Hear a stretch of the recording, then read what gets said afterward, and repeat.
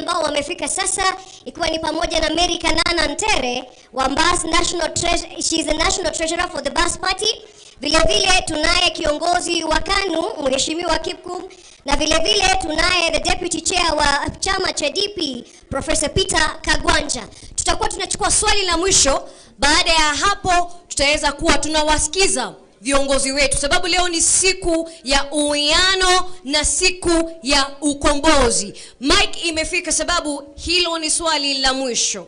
Tunaangazia masuala sisi ambao tumeweza kufika tukiwa wananchi, ni nini tunataka katika jamhuri hii yetu tunayopenda na kuienzi ya Kenya. Asante sana. Mike naona imefika. Basi toa maoni yako, na kumbuka ndugu yangu lazima tuseme kwa kifupi. Shukran, karibu. Comrades power! Comrades power! I stand here as a youth leader, Your Excellencies, and I'm standing here on the behalf of all the youths in Kenya. We are very much pained. In fact, I've not eaten. As I'm sitting here, I'm very much hungry. My mother is hungry. My father is hungry. And we are all hungry. Comrades are not having help. Comrades are tired. Hawa jamaa wamevaa suti, hawana kitu ya kusema. Wamevaa tu hapa hivi, wakisikiza viongozi. Ati wao sijui wanatuambia hapa hivi, venye wanatusaidia tupeleke mtu nyumbani na mtusaidie. Viongozi muongee kwa bunge ama namna gani? Viongozi si waongee. Wasimame wasisimame.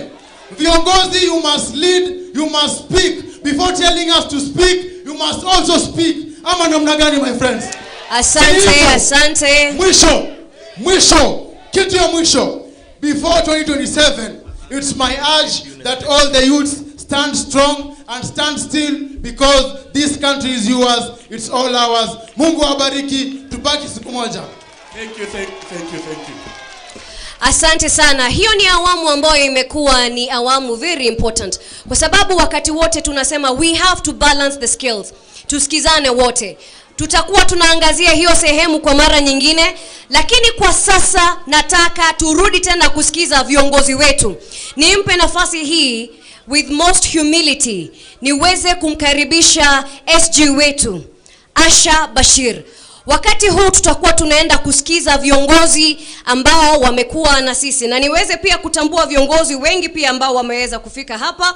Kunaye Honorable Mirori, ni former member of parliament ambaye ameweza kufika hapa, na kuna vile Mheshimiwa Dick Kamau ambaye ameweza kufika, yeye ni SG wa KPP, na Honorable Dubai ambaye ni organizing secretary wa chama cha DP. Karibuni sana, na niweze kumkaribisha SG wetu Asha Bashir, wakaribishe viongozi wengine. Karibu Mheshimiwa.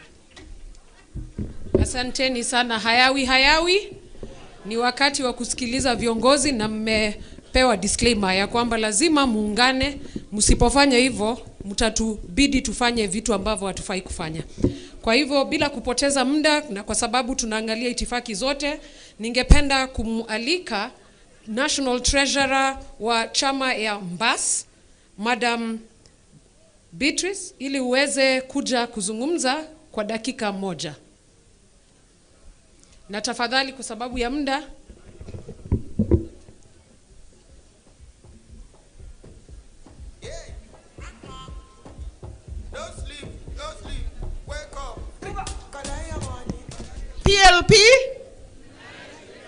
PLP, Your Excellencies, Martha Karua, Kalonzo Musyoka, Rigathi Gachagua, na viongozi wetu wote, amjamboni.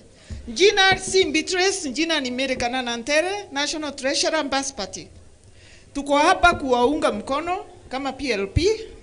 Tumefurahia sana umoja wetu, na tunahakikishia wananchi kama vyama wakati huu tutaungana na Kenya itakuwa liberated. Kwa hivyo msiwe na wasiwasi, wananchi wa Kenya.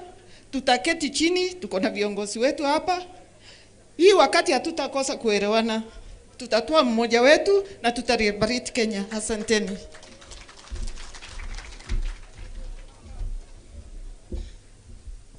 naomba uniwie radhi. Ningependa kumwalika chairman wetu wa Jubilee Party, Mheshimiwa Saitoti, ili uweze kuzungumza na halaiki ya watu.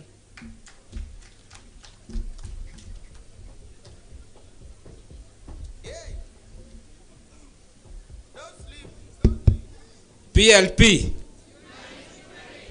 Unite Liberate.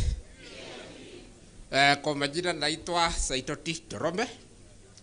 Ni bibi mwenyekiti wa Jubilee. Na labda MC ungenikubalia, tuko na watu wachache wa Jubilee wamekuja. Kuna Keng'ara kutoka Kirinyaga na kuna ule ana represent PDP, Peoples with Disability, anaitwa Wanja Maina. She is very active ule. Basi, Your Excellencies, Honorable leader wa Wiper, the People's Deputy President Rigiji na wengine wote, nikizingatia itifaki, kwanza kabisa ni kukishukuru chama cha NAK Kenya kwa kuzindua upya, na sisi kama Jubilee tukiwa tunaongozwa na the fourth retired president Honorable Uhuru.Raila Kenyatta, tuko ndani ya muungano wa vyama vya upinzani, na tuko imara kwa sababu tunaamini hii timu ambao mnaona hapa, ama vyama vyote vya upinzani zikija pamoja, we can actually be able to take back our country to economic growth trajectory and economic growth. Kwa hivyo tuko pamoja Jubilee, tutaungana na nyinyi because we know the enemy is one, so we must also be what? One. Ya mwisho, mimi najua kuna watu wengi wanataka kuzungumza, and I am not always a selfish person. Kuna jambo mengi imezungumzwa hapa, lakini mimi nataka kuangazia hii maneno ya housing levy. Nataka tu kuwauliza swali moja. Pale naona kuna muti na pale kuna muti. Kama ndege ambaye akukula juu ya angani huwa anatengeneza nyumba yake kwa muti, serikali yake kwanza ni nani ya kujengea nyumba? Na nimefurahi sana wakati People's Deputy President siku moja alisema kule wa Munyoro, first executive order kama zile za Trump ni kudeclare housing levy unconstitutional. Na hiyo tutamuunga mkono. Sisi Wakenya sio watulezi, tunajua kujitengenezea nyumba. Siwa kwako umetoka kwa nyumba yako ilijengwa na Kasongo. Kwa hivyo hiyo tuko pamoja. Asante sana. So hawa ni wala wa Jubilee tuko nao, tuko na Keng'ara kutoka Kirinyaga. Okay, asante sana. Basi viongozi kupunga tunasalimia watu tafadhali. Ndio mimi nimetoka Kirinyaga. Tusimame kidogo tu. Kidogo nyinyi simameni. Tusimame kidogo. Nani wamekubali leo serikali ya 2027 ni ya president atatoka hapa? Muinue mkono kama mnajua ya mdayo. Hakuna president mwingine 2027 serikali, na muende mwambie president ule ako Wakang'ara amesema, na mimi ndio patron wa masabiki wa Inoro Kenya and the diaspora, na mimi nikisema tumekuwa na mheshimiwa Mada kutoka 1982 tukapigana, na president wa kwanza kusimama ni mheshimiwa Mada, akaambia Moi enough is. Nani mwingine angeweza fanya namna hiyo? Hata wanaume tulikuwa tutatetemeka namna hiyo, lakini Mada alisema tuthiaga tukenete tugacoka twikite ata tuthiaga tukenete tugacoka tukenete rugendo rwito rurarirwe tugethie na tugicoka wathie Mombasa turokuo wathie Baringo turok nyumba ya Mubi turi. Asanteni sana mheshimiwa Mada, tumefurahi zaidi kuita hii party NAK. Mimi nilikuwa tulianza na mheshimiwa Mada, sasa asante PLP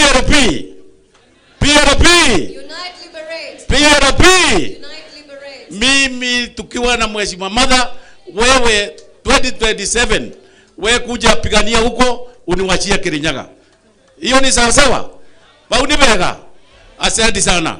Ndio wega mno. Thank you Secretary General. Wetu ukiwa na nafasi ya kuongea, wale wageni ambao umekuja nao hawataweza kupata nafasi kwenye ukumbi. tuweze tu kusema jina na kusalimia wageni. Asante. PLP. Kwa majina yangu mimi naitwa Wanja. Watu wakiniuliza nimetoka wapi wanadhani Wanja ni wa Kirinyaga. Siko wa Kirinyaga, lakini mimi ni mrafiki wa Martha. Mimi nataka kusema kitu moja, na hii na address watu wa Kasongo. Wakati ambao sisi youth tulienda kwa street, walituambia tutoke kwa street. Tukaendelea kufanya maandamano zetu kwa internet. Juzi minister wa ICT alisema atatuzimia internet. Kwa hivyo wanataka kututoa kwa streets na watutoe kwa mtandao. Tutakubali. Wakati tulienda kwa internet tuliongea vitu mingi na tukasema kama kutakuwa na impeachment, impeach both. Hatukutaka moja atolewe, tulisema both. And moving forward, kama wanataka kututoa kwa internet, tutarudi kwa streets na mambo itachemka. Congratulations Honorable Mother Karua, you are our role model. God bless you. PLP. Asante. Okay, asante sana kwa kusikiliza wanajubilee, tuko pamoja. Asante sana. Kwa sababu ya muda ningeomba party leader wa Inject Party Morara Kebaso aje yazungumze na wananchi. Karibu mheshimiwa.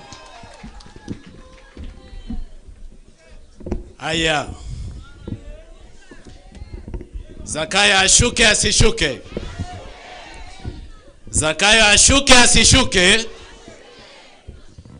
Haya. Nikisema kitu ya uongo, mnasema uongo. Sawa sawa? Wakenya hamjambo. Mimi nataka niwaeleze. Na nataka mnisikize vizuri.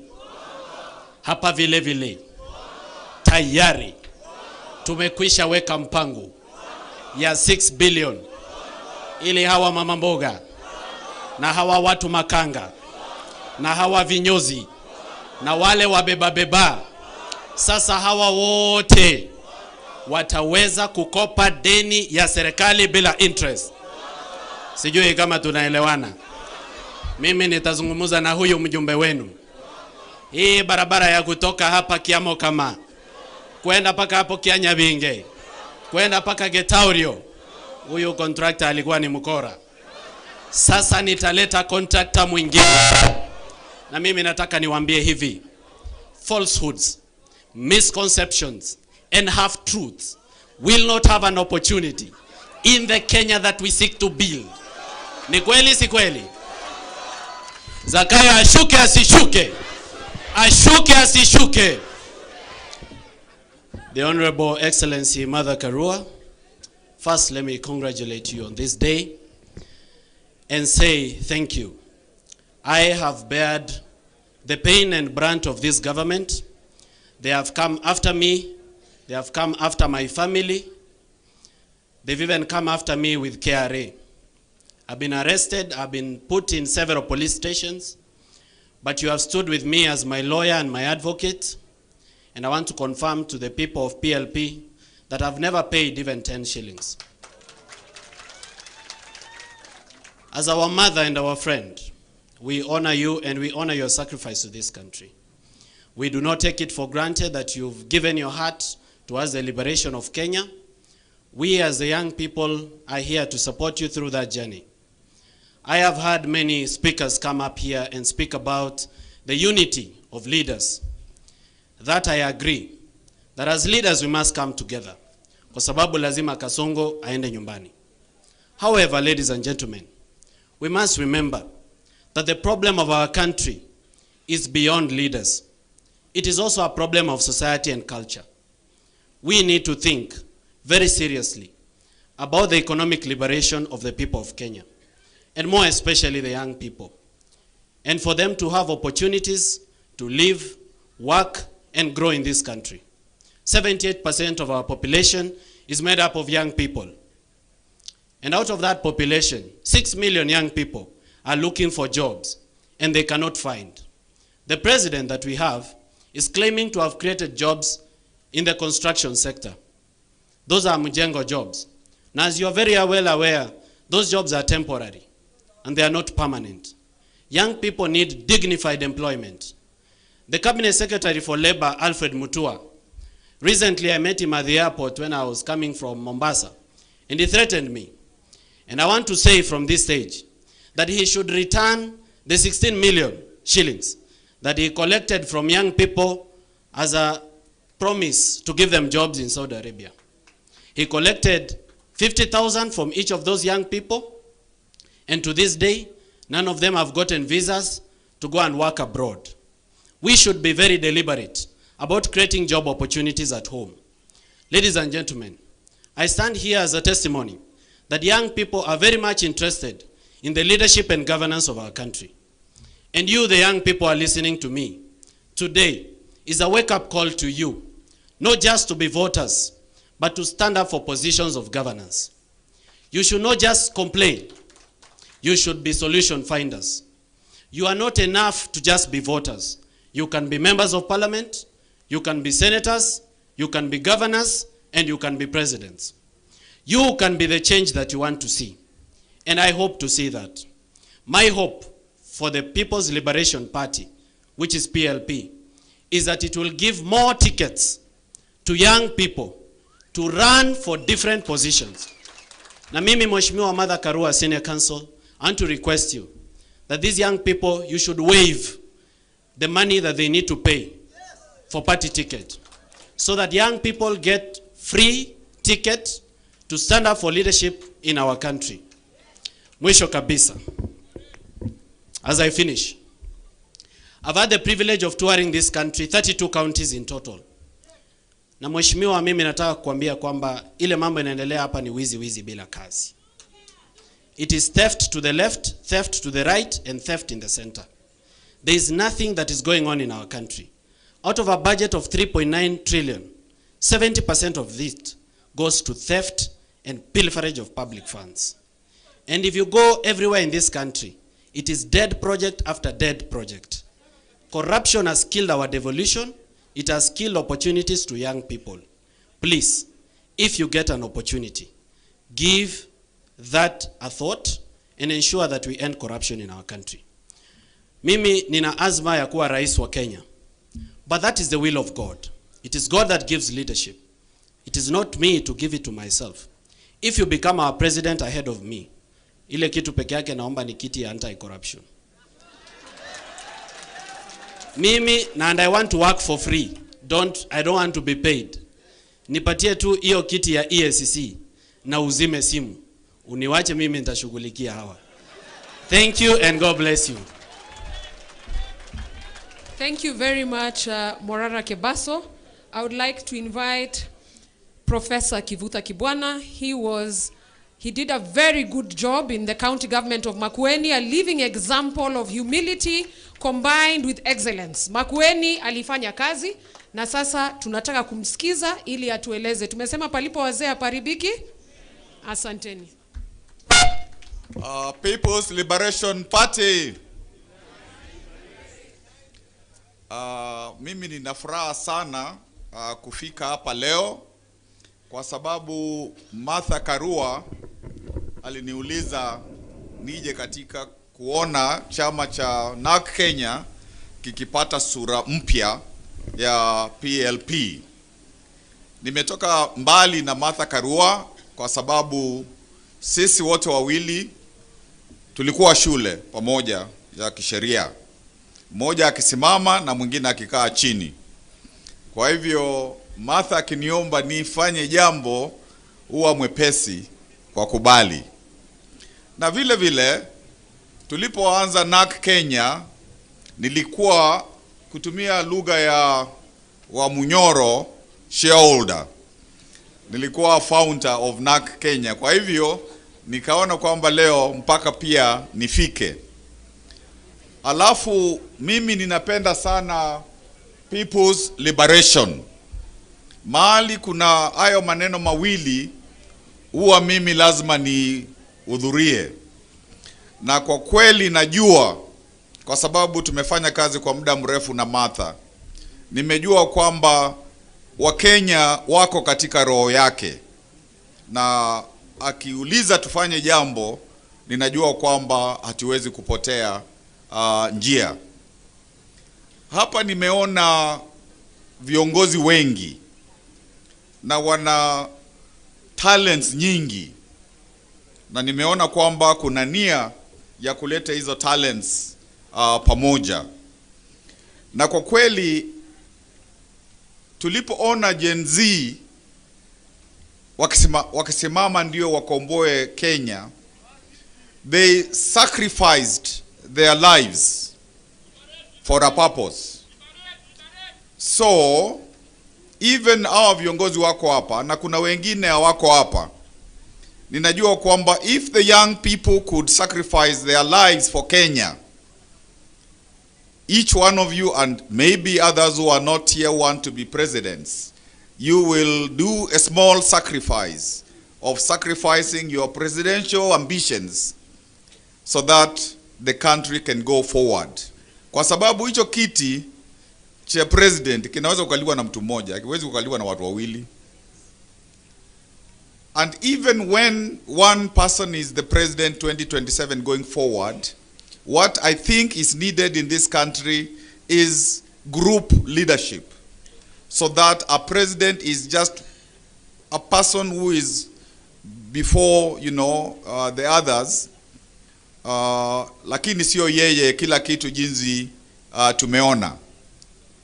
Alafu nikimalizia nataka niseme huyu Kasongo ni mgumu, na he is good at last mile politics. Kwa hivyo huyu ni mtu wa kupangiwa vilivyo.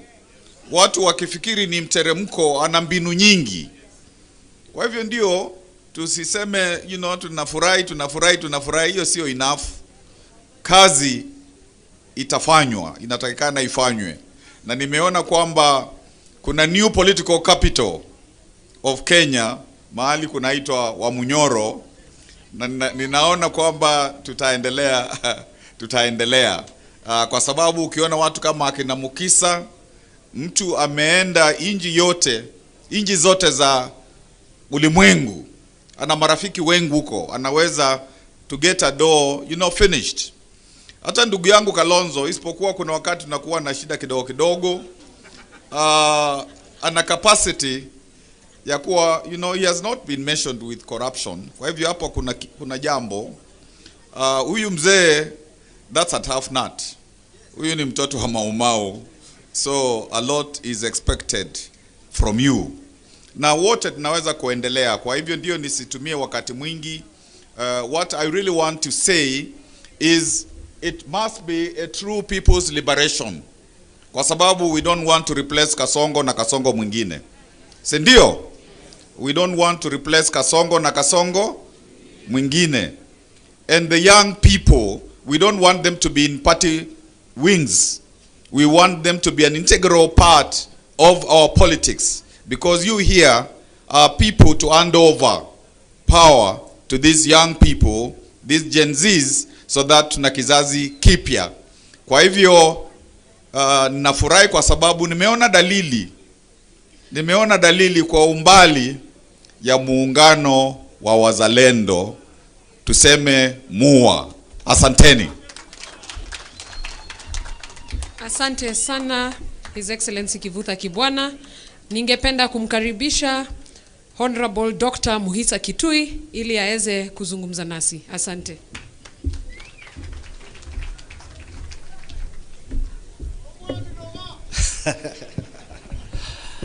Mwenyeji wetu na tena mgeni wa heshima siku ya leo, rafiki yangu wa miongo mingi sana, Martha Karua, waheshimiwa viongozi vinara wa vyama mbalimbali, wazalendo wa Kenya, hamjambo. Mimi kwanza ni fahari yangu kusema wakati tunazindua mlongo mpya wa chama cha PLP, nilikuwa mwanzilishi party leader wa NAK Kenya. And the DNA of NAK Kenya as a party that is responsive to youth vibes, to new thinking, remains to inform my thinking about this country. Sitasema mengi sana. Kihistoria, na mimi nilihusika na harakati za ukombozi wa pili. Every liberation movement reaches an inflection point when the decisions of leaders are critical in deciding whether it is going to collapse or it's going to succeed. The best example we have is 1991. Kenyans were united in believing that Moi was to go home.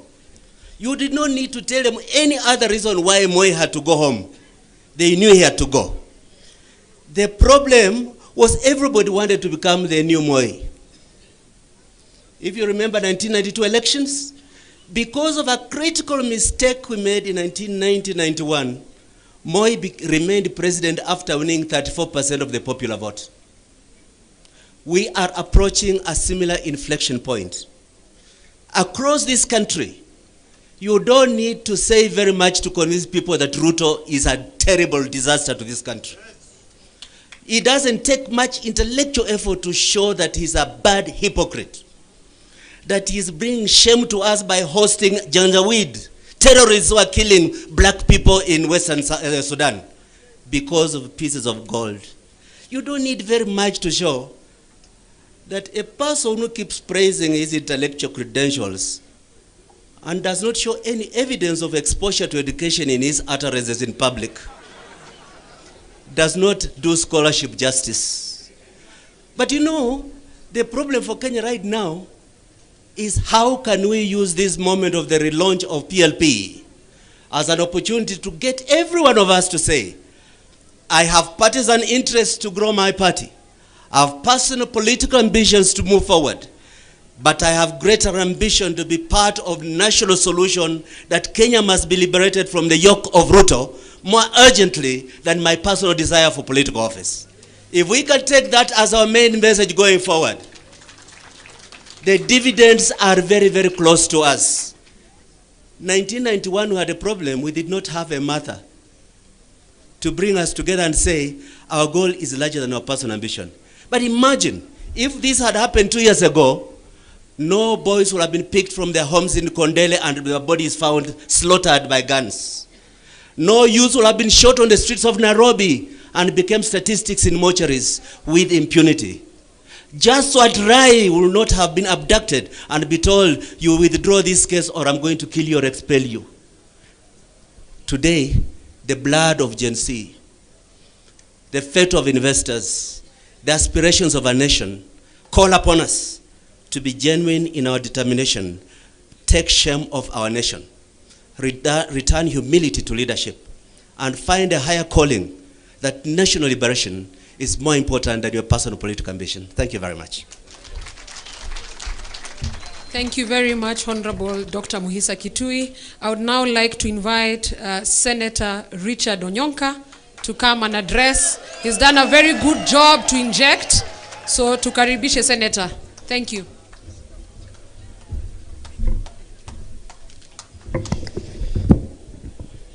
Asante sana. For the guests who are here, I come here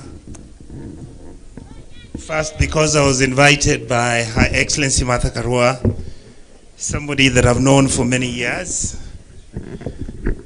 And this is a wonderful idea. The branding is good. I hope the message will get to the people.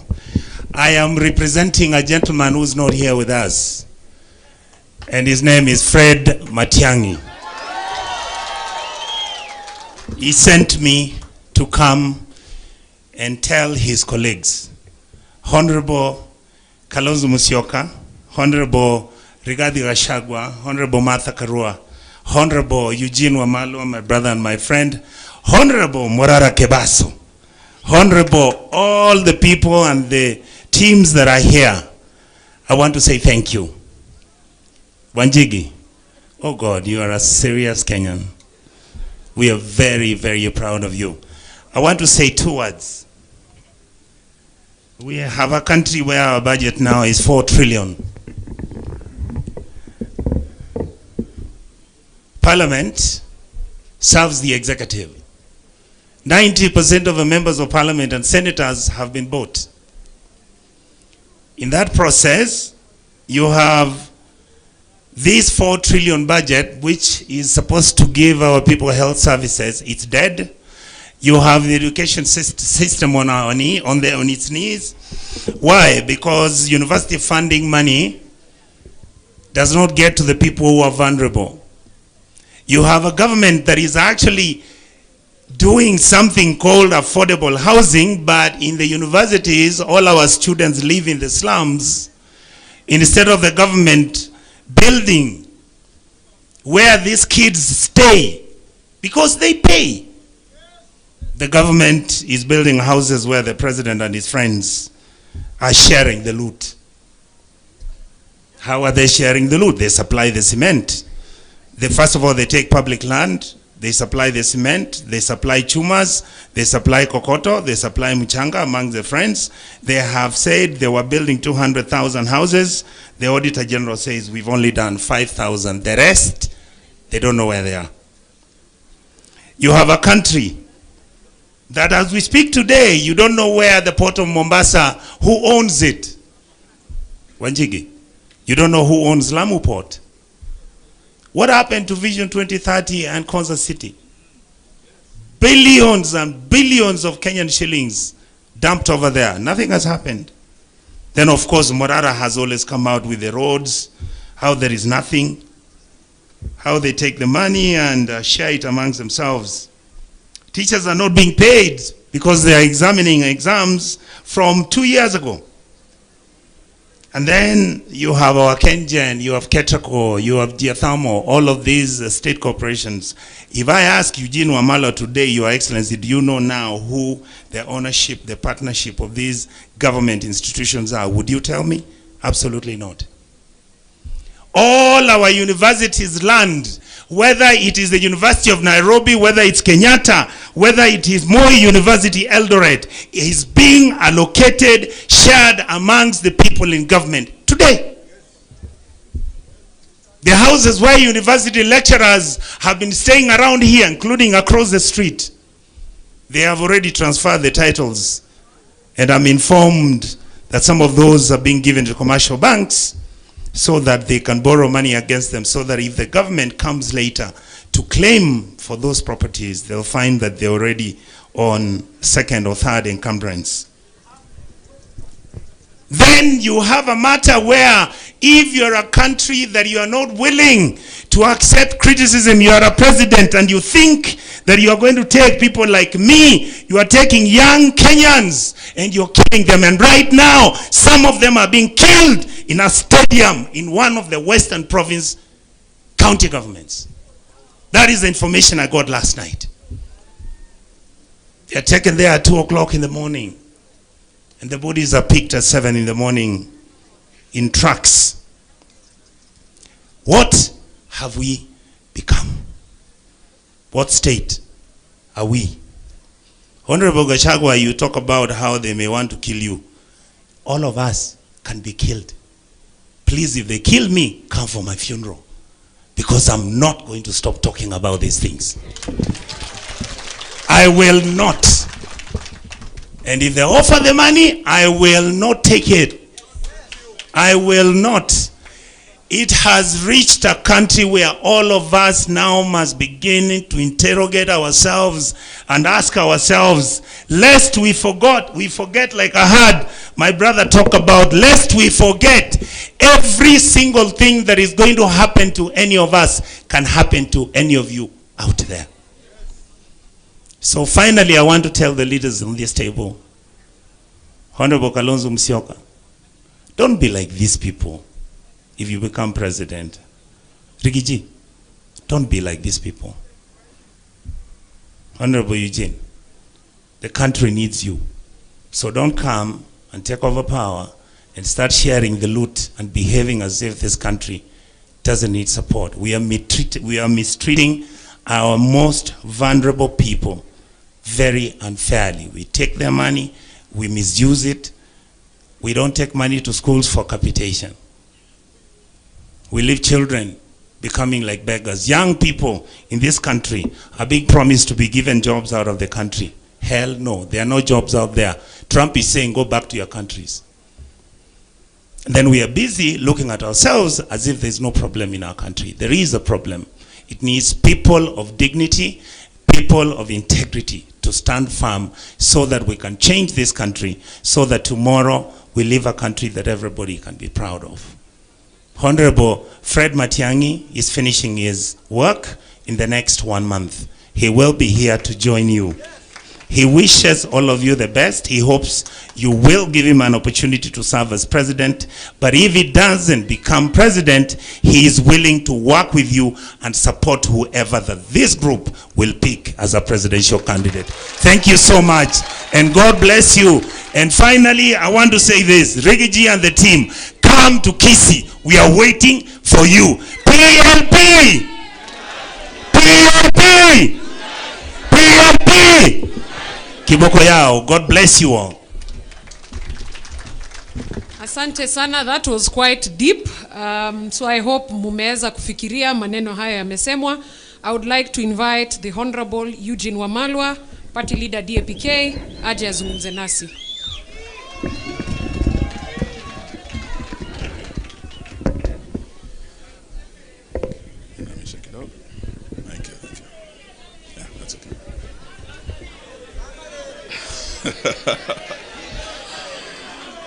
Naona kuna majenziko na ile musangarire. Rigiji mwenyewe ako hapa atawapa hiyo story. Na msiseme My big sister Martha Karua, may I congratulate you and the entire leadership of the PLP for this historic occasion. And may I also congratulate you for the successful launch of this great party. It's a party that has great history. You've been told by my big brother Mohisa Kitui the history of NARC Kenya. Many of you Gen Zs probably will not remember this history, but it is where we started as a people when we came together to bring about regime change of a regime that had been in power for 40 years. The Nyayo regime, the KANU regime. NARC was a coalition of many parties that came together to achieve that. Before that, they had failed twice to remove Moi from power. In 1992, they were divided when Kibaki, Matiba, Jaramogi were all running separately. They lost to Moi. In 1997, wakati marehemu Wamalwa kijana, Bi Charity Ngilu, Raila Amolo Odinga na wengine walisimama kura, walipoteza tena 1997, Moi akipata 36% of the vote. So almost 70% of Kenyans rejected him. But he made his way. 2002, we learned our lesson. And amongst the leaders who are there today, I'm proud that Martha Karua has led us here and brought us together to start this journey again. Are you ready to travel this journey? Yes. Amongst those who are there with my big sister Martha, we had His Excellency Stephen Kalonzo Musyoka. We had Dr. Mohisa Kitui. This was the team that came under NARC with Kibaki and Wamalwa, and they were able to form the government that brought a lot of change, that transformed lives, that gave us a new constitution in 2010, that gave us Vision 2030, that has guided our national development for all these years. This was the team that changed Kenya. So when Martha Karua invited us here today and gave us two words, unite and PLP, unite. Those are two very critical issues I want you to remember today, because it's as a result of that unity that change was achieved in Kenya. Without unity, we will not be able to succeed. And wanasema ukarimu huanzia nyumbani, vile vile umoja huanzia wapi? Nyumbani. So Martha Karua has not just told us empty words. Leo tukiwa hapa, she has led by example. Yeye amekaa na ndugu yake Rigiji. Hawa wawili were rivals in the last election. Hawa walikuwa running mates. Moja wa Kasongo, mwingine wa baba. Leo wamesema wanakuja pamoja, mmoja akiwa baba wa mlima, mwingine akiwa mama wa. So Martha, you have led by example. Having Rigiji here, going to his home, and I'm told you've been Wamunyoro to bring the mountain together, you have led by example. We congratulate you and we're terribly proud of you. For the young people today, the message of unity is not just about parties, not just about these seasoned politicians, party leaders and political parties. The unity that made us succeed in the first liberation was across generations. We had young Gen Zs like Dedan Kimathi who paid the ultimate price. But we had old men like Jomo Kenyatta who came together and formed the first government. That was the first liberation. In the second liberation, we had young Turks like Inamuhisa Kitui, James Orengo. They were very young. But they were able to come together with seasoned old guards like Jaramogi, Masinde Muliro. That is how we were able to remove Moi from power. Today, as we talk about unity, we want unity of not just political leaders. We want unity of all leaders, young and old. And today we invite you, the Gen Zs, because you are the game changers in the journey ahead of us. Musiseme hamutaki kufanya na hawa wazee. Hamutaki wanasiasa. Ya kwamba you are leaderless, you are fearless. Today we want to tell you, kidole kimoja hakui chawa. Our unity, the seasoned politicians, the Gen Zs, the millennials, civil society, the church will make sure that we send William Ruto back home to Sugoi. Are you ready to unite with us? Sisi tuko tayari. Mwisho, there is the issue of liberty.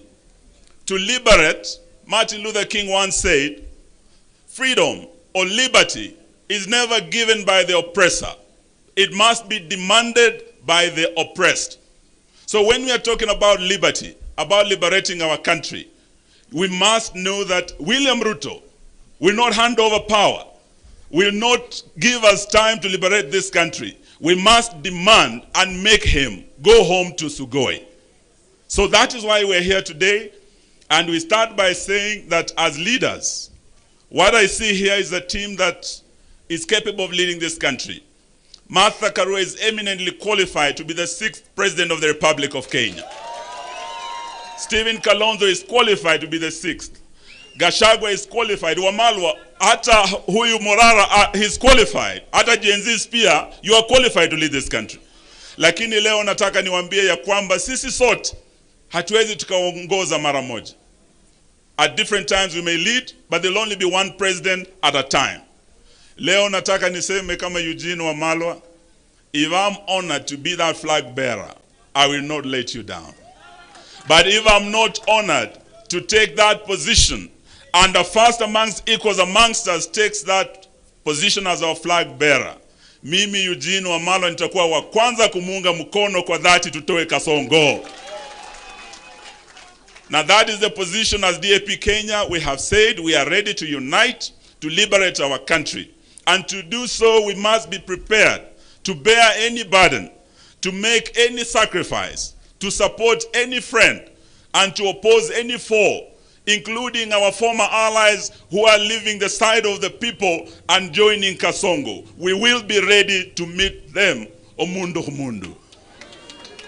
Are you ready? Are you ready? So today, that is the position we want to say.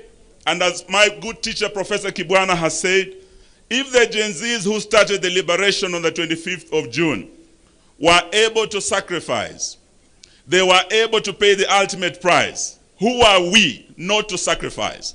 Even if it means that sacrifice will be of our ambitions to be president, even if that sacrifice would be to make way for others, today we want to say that we are ready for that. So staki niseme mengi, nataka niseme ya kwamba liberation. Why are we saying we want to liberate our country? Because our country has broken down. We have a broken government.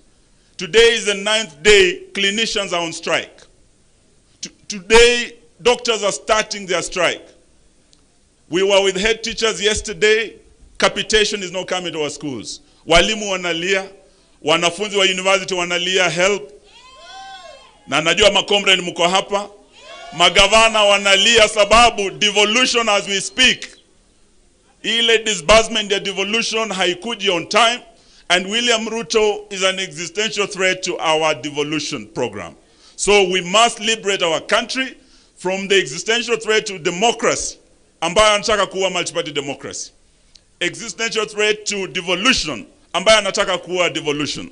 So that is why we are here today, to unite, to work together as one team, to ensure that on the 10th of August, 2027, Kasongo asonge aende wapi? Atoke State House asonge wapi? No. Sahau ile Medu alisema asonge from State House asonge wapi? Naivasha. Kutoka Naivasha asonge wapi? Kutoka Nakuru asonge wapi? Kutoka Eldoret asonge wapi? Aende asiende? Kasongo asonge asisonge? Asante, Mungu awabariki. Thank you very much, Honorable Eugene. I'd like now to invite the party leader, Safina Party, Honorable Jimmy Wanjigi.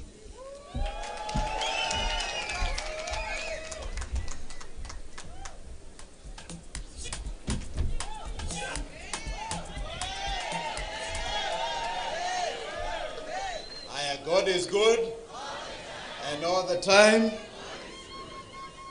PLP.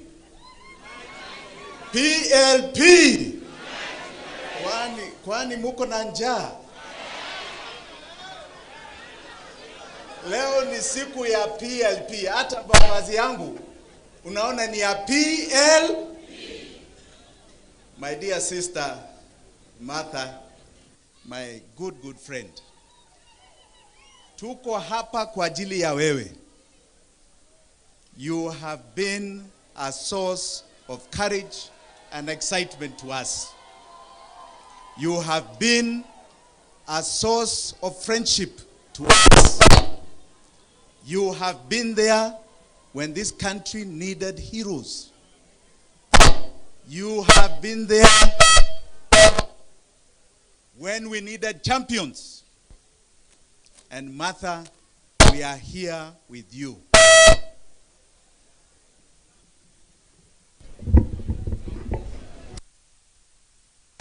Martha, we are here with you. Wa viongozi wote ambao mko hapa, yangu yatakuwa machache. We are here to celebrate the branding of a party called NAK Kenya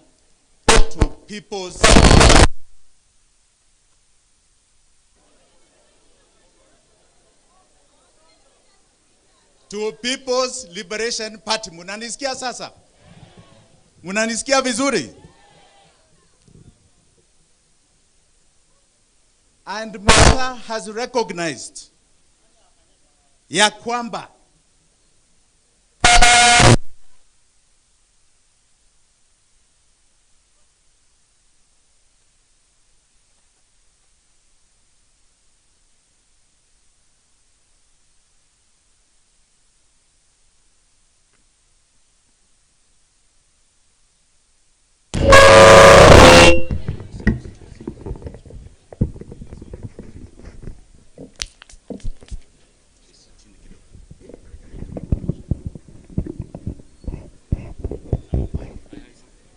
inaonekana Kasongo anainterfere hapa. Kasongo aende asiende? Aende asiende? Ruto must surely go. Na aende kabisa. Martha, you have recognized ya kwamba you have been a hero of the second liberation. Na wakati huo, I heard somebody say here, history does not matter. It matters. Hata ile history ya yule poet, sijui Wakabete. It matters where we have come from. The history of Hard Wamalwa talk about is very important history. Tumetoka mbali. And Martha has been part of that struggle. Has been in the forefront of that struggle. Na hata yeye amerecognize ya kwamba we are here at a different liberation. The first liberation was our independence. The second liberation has been about our democracy, political democracy. Na hii ya tatu ni ya economic. And this economic liberation, musidanganywa na mtu, it is going to be as hard as the political revolution that led our forefathers into Mau Mau. There shall be sacrifices of our lives, because this economic template ililetwa hapa na watu ambao wanaitwa wabeberu. It was brought here 100 years ago, and it has been cemented. We have changed from white to black leaders, but none of us are prospering. Just the few are prospering. Economically ni wachache tu. So we must understand what this liberation is about. Our unity si ya kusema tu ati tunatoa Ruto. At America, if I'm going to give my 2 cents, America, the Democrats were united around one thing. We are united to remove Trump, to make sure Trump does not come. We hate Trump. Walishindwa ama hawakushindwa? Walishindwa ama hawakushindwa?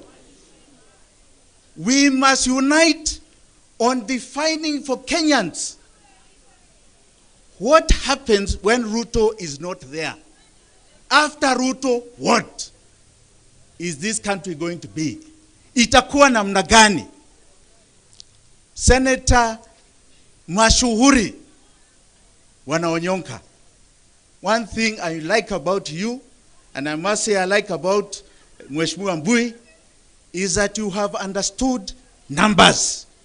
You have understood numbers and facts your numbers. Ruto today is known as Zakayo kwa ajili ya tax. Si ushuru ndio kazi yake? Atumalize. You must ask yourselves why? Why? Being a thief is only one aspect. The budget that Senator Onyonka is talking about, 4.2 trillion, ambao iko kwa bunge saa hii. 3.2 trillion ni recurrent expenditure. Si ya development, ni ya kukula. Na ukiangalia hiyo 3.2, 2.2 inaenda kulipa madeni. 2.2 inaenda kulipa madeni. 400 is needed for operations za serikali. 500, 600 ya salaries. Unakuja sasa kwa madeni, because we will not get more than 2.8 trillion revenue. Kuingia kwa madeni, you're borrowing for counties. You're borrowing for the little development you can do, which you cannot do. So hata tukiwa hapa, tukisema tutatoa ushuru ni sawa. Tutalipa deni namna gani? Na deni ni 70% ya fedha zetu. 70%. Na itakuwa hivyo mpaka 2036. Mwaka huu 1.9 trillion deni. The next financial year 2.2 trillion deni. The next financial year 2.4 trillion deni. If we do not understand hiyo deni ilikuwa ya nini, and that we are going to solve that problem, hata sisi tukiingia kwa hiyo kiti ya urais, tukiingia in 3 months mtakuwa nasema tuondoke hata sisi tuwe kama Kasongo. So we must be united on solving the problem, the real problem of this country. Not just to say we are united. There were people who were united before they told us freedom was coming. Iko wapi? Iko wapi? Ilikuja. And today they are here with us because they were cheated. Because they were cheated. There were others who were told, like my dear sister, that there is a liberation coming from Raila Amolo Odinga. Leo Raila ako wapi? Na ni rafiki yangu, ako wapi? Ako wapi? The two deputies are united here na wao wako united kule kwingine. Let us be careful about this unity. It must be about framing the questions of the people of Kenya. Na Gen Z mulifanya kazi last year. Mulifanya kazi.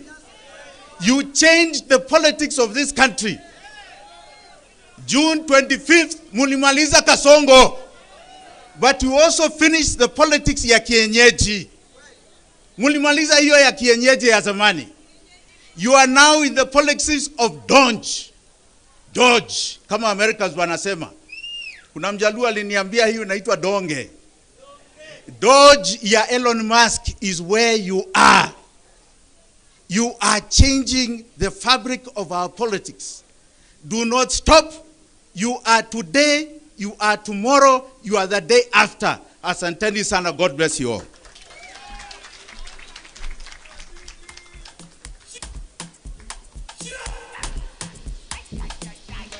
Thank you, sir. Thank you, Mheshimiwa. We have all heard the wise counsel from our leaders. And of course, that is to say they have heard our messages, because remember, we had a rider. Tulikuwa na mazungumzo hapo awali na tukasema kwamba paka tueleze viongozi wetu vile ambavyo tunataka. Na kwa jinsi ambavyo mmepata kuwasikiza, sinaona kweli wanaelewa kitu ambacho wananchi wanataka. Si ndio? Sawa sawa basi. Ladies and gentlemen, your excellencies, kindly, I wish to request with the utmost humility to introduce more leaders who have also joined us here today. May I please recognize Mheshimiwa Wakili Edward Mureu. This is the member of Gatanga constituency. He's the founder member of UDA and currently the secretary legal affairs of UDA. He's a NEC member there. Karibu sana Mheshimiwa. Mheshimiwa, PLP, Unite Liberate. We are united. Kila mtu amefika hapa kweli. I also wish to recognize Mheshimiwa Jessica Mbalu. Mheshimiwa Jessica Mbalu is a member of the Wiper Party. She's a dear friend to Her Excellency, our party leader, PLP Party, and she's from Kibwezi East constituency. May I also recognize Dr. Peter Mbae. Dr. Peter Mbae is the former head of the Government Delivery Services. Asante sana, Dr. Peter Mbae. And I would also like to recognize a few more members who have also just arrived. We have Mureithi Kangara. We also have Honorable Muirori. He's a founder member of the NAK Kenya Party at the time. 2 decades later today, we are unveiling, we have a new party, PLP. We have Patrick Kinyori. We have Caesar Wanjao. We have Kibe Mungai. We also have Professor Naituli. We have Mama Betty Murungi. We have Honorable John Gituku, the elected MCA of Maela Ward from Naivasha. Asanteni sana. We continue appreciating you creating time and truly speaking in a singular voice, because the language from today going forward is uniting and liberating. Unajua wakati tukianza tulikuwa tumeshashika ile speed. Mimi sioni kofia zetu, maua yetu. Iko wapi? Iko wapi? Bendera ya Kenya naona inapeperuka juu kabisa. Safi kabisa maua. Nilisema tutafute nafasi chini ya viti vyetu. Kuna zile placards ambazo zinaonyesha chama cha PLP kinasimamia nini. Basi tuchukue hizo. Kwa wakati huu ningependa kumpa nafasi hii Mkenya daima. Iwapo kuna Mkenya daima halisi na halisia ambaye tunamjua, basi anaitwa Eric Wainaina. Wangapi hapa wanamjua? Jamani, hapa wangapi wanamjua? Tunamjua Eric Wainaina? I have the absolute pleasure to invite him. And remember, we say there's so many ways to contribute to the welfare of this country. And this gentleman, Eric Wainaina, has done so through art. We are not limited to how we can contribute. Eric Wainaina, please. Floor is all yours.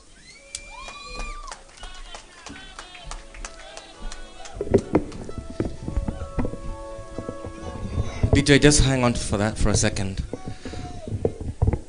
Honorable Martha Karua, thank you so much for inviting us here today. Thank you. All protocols observed. Let me tell you the Kenya that I want. I would like a Kenya where elected officials and civil servants are not allowed to profit or to own private enterprises. I would like a Kenya where elected officials and civil servants show up at the office and they know that they're there solely for the benefit of the Kenyan. They get a salary, which is enough. They get a pension, they get health care, they get education for their children. But everything else they do, they know is for the Kenyan. Na gari pia maximum. Gari ambayo wanaendesha Suzuki Alto Maximum.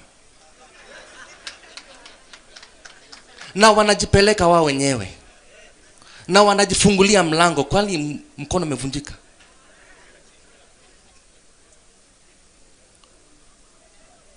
Kwa uchungu na mateso, kwa vilio na huzuni, tulinyakuliwa uhuru na vijana wa Gen Z.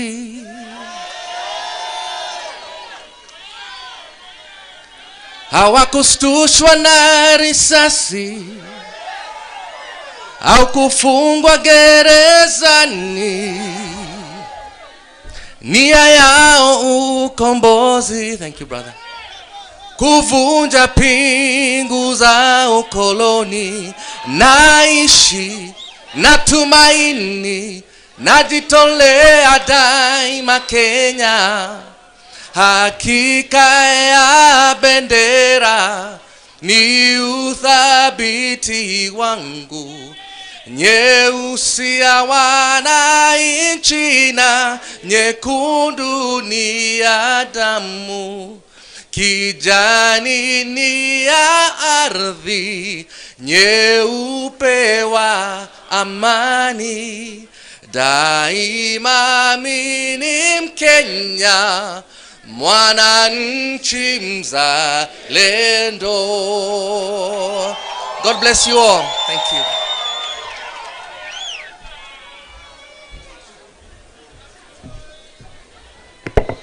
Asante sana Eric Wainana. Ujumbe upo nyumbani, sio?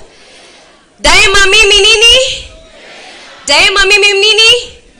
Let me see us wave our Kenyan flag up and high. Wave our Kenyan flag up and high. Daima nini? Asante sana. Eric Wainaina is also known for his heat. Nchi ya kitu kidogo.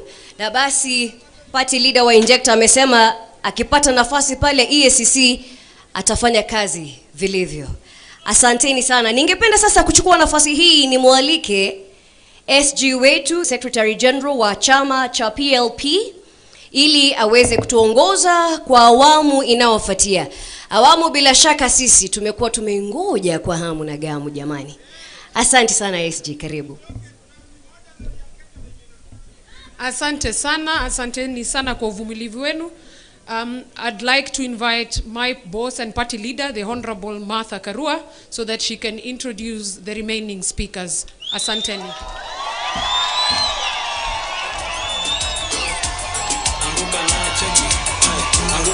Asanteni. Stand up to your feet, mikono juu alafu click.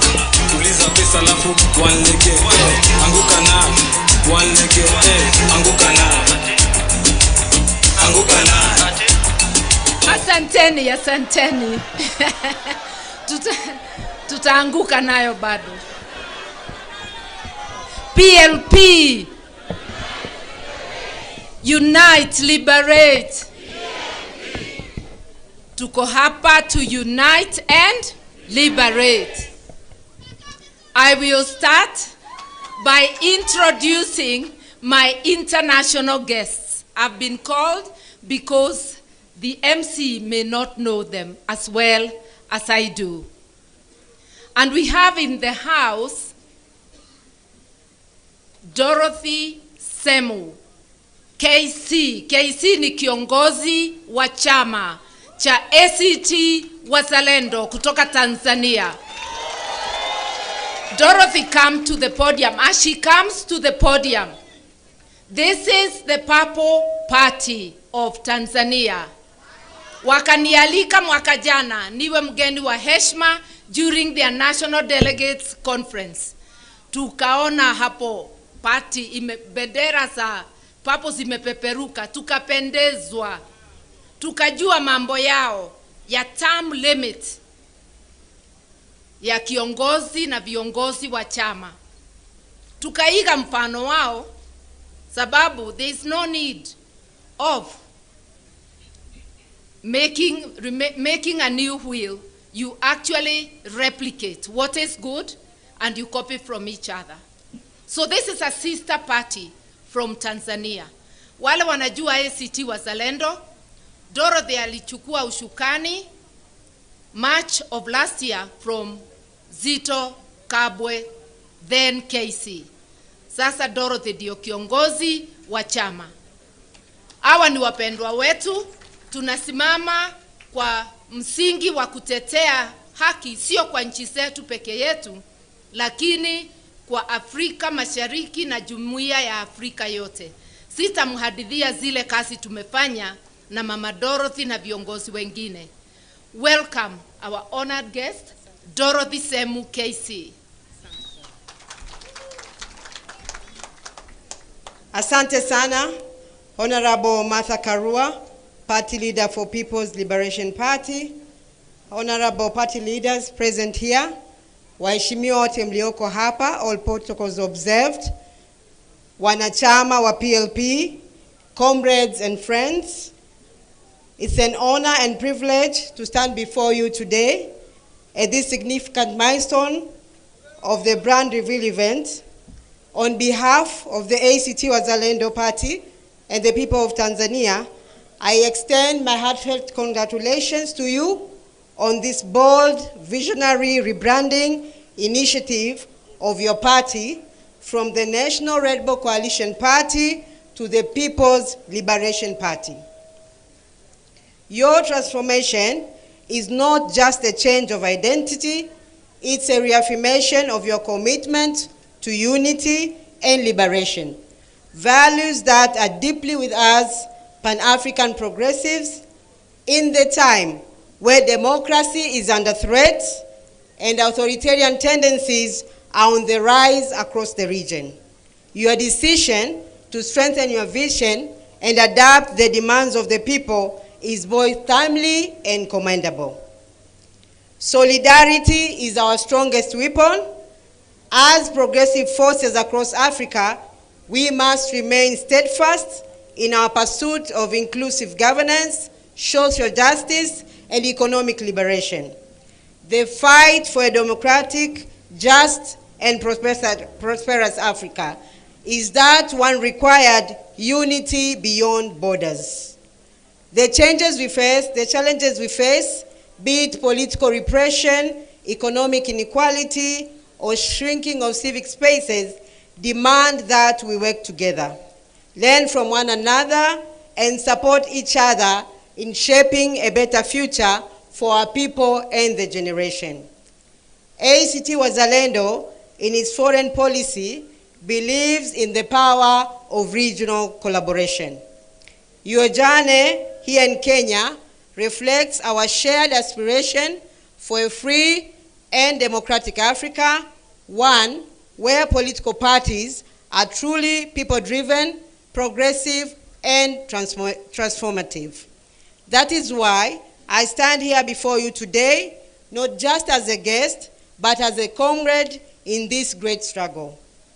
As you unveil this new identity, let it serve as a beacon of hope and determination for the Kenyan people and the wider region.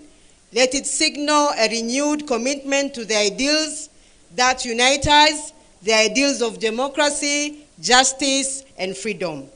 We in ACT Wazalendo stand with you, we celebrate with you, and we pledge to continue working alongside you as we build a Pan-African movement that champions the rights and aspirations of all our people. Congratulations once again on this historic moment. May this be the beginning of a stronger, more impactful journey. PLP, unite, liberate. Viva solidarity, viva democracy. Asanteni sana.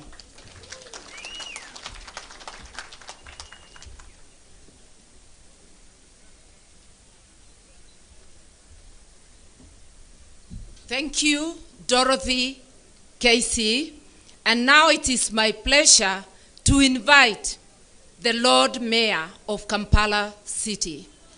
The Lord Mayor, Erias Lukwago, is an advocate of the High Court, and it is under his chambers that I practice and lead the team in Uganda. Apart from that, the Lord Mayor is also the president of a party known as FDC Katonga, which is the party of Kizza Besigye. So he is here in his various capacities. He is a very serious lawyer, a very good lawyer. The way they have conducted the case, and some of you have seen him on the internet, huyu ni moto wa kuotewa mbali. Karibu sana, Lord Mayor. In Kiganda, Omulodi. Thank you, my dear sister, the Honorable Martha Karua. In fact, that is a household name there, and she has perfected it, Omulodi. Your Excellencies, my senior brother, Rigiji, Your Excellency Kalonzo Musyoka, and Wamaru and others who are here, the principals of different entities, and my dear sister Dorothy here from Tanzania, all of you members of PLP. PLP? PLP? Well, I'm equally honored to be here, to be part of this historic moment as you unveil this new platform. I bring you warm greetings from the people of Kampala, my colleagues, all the progressive forces. They send you warm greetings, Honorable Martha Karua, and all of you, the people of Kenya, who are determined to champion the cause of change. We salute you all and congratulate you on this great milestone. In the same vein, we do wish to convey our profound gratitude to the Honorable Martha Karua for standing with us, the people of Uganda. Ladies and gentlemen, I am speaking for millions of Uganda there who admire the courage, the determination, the steadfastness of Honorable Martha Karua here. The passion she has, the commitment she has made, standing with Dr. Besigye all through, and all political prisoners back home in Uganda. Thank you very, very much. Asante sana, Mheshimiwa Martha Karua. You recall Dr. Besigye was kidnapped from here on the 16th of November. And he was, was taken in a military facility where he was detained for 3 nights, and subsequently he was arraigned before the General Court Martial with a litany of serious crimes, which invite a sentence of death. And Martha Karua took a vow and said never to happen, that because the regime in Kampala of Mr. Yoweri Kaguta Museveni and his family, because we were first with the family rule, with his son as the CDF commander-in-chief of the defense forces, with his brothers, with his wife. So it's a family rule. And they had vowed to take Dr. Besigye through a perfunctory trial in the General Court Martial and execute him. The son said on the 9th of June, that's when Dr. Besigye would be executed. Martha Karua took a decision and said, never, that will never happen. And we set on a course to dismantle the General Court Martial. I'm bringing you good news. With the stewardship of the Honorable Martha Karua, we have finally brought down that tool of oppression. the weapon of persecution. It has been combined efforts, and she has moved it to all the institutions. She literally caused the tremor in all the institutions in Uganda. We thank you very, very much. Now, a call, as I conclude, a call to all of you here, the principals, the people of Kenya, and all of us. We need to tackle the problem from the source. This issue of kidnaps, I heard some member of parliament here say that Kenya is now the capital, not Nairobi, Kenya, the capital of kidnaps in East Africa. But the credo is Uganda. The patron of autocracy, the patron of dictatorship, the patron of oppression and suppression, repression, is none other than General Kaguta Yoweri Museveni. That's where all the problems are coming from. And I must commend the Gen Z during Mandamano who paid a visit to our embassy here. Thank you. You paid a visit, a courtesy visit. Please, it was a courtesy visit. But it was a serious one. And it sent very powerful signals back in Kampala. And the same problem emanating from Uganda, it is spilling over. Now in Tanzania, in DRC.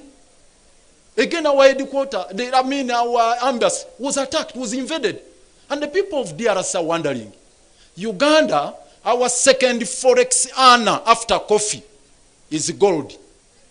Our second forex earner, our second major export is gold. But we don't have gold mines in Uganda. Then they are saying, how can this happen? So in DRC they are crying. South Sudan they are crying. Kenya here, we got shocked. And this is my call. We got shocked.